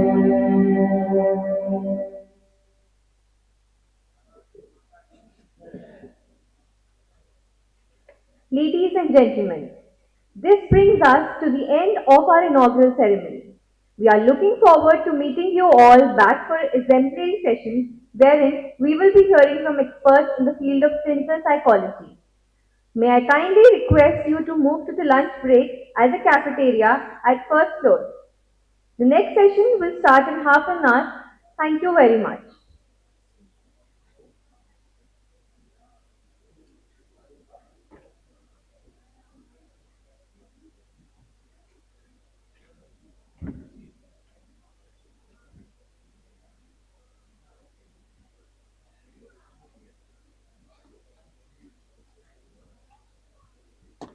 I request the organizing committee of the conference to please come up on the stage for a photograph.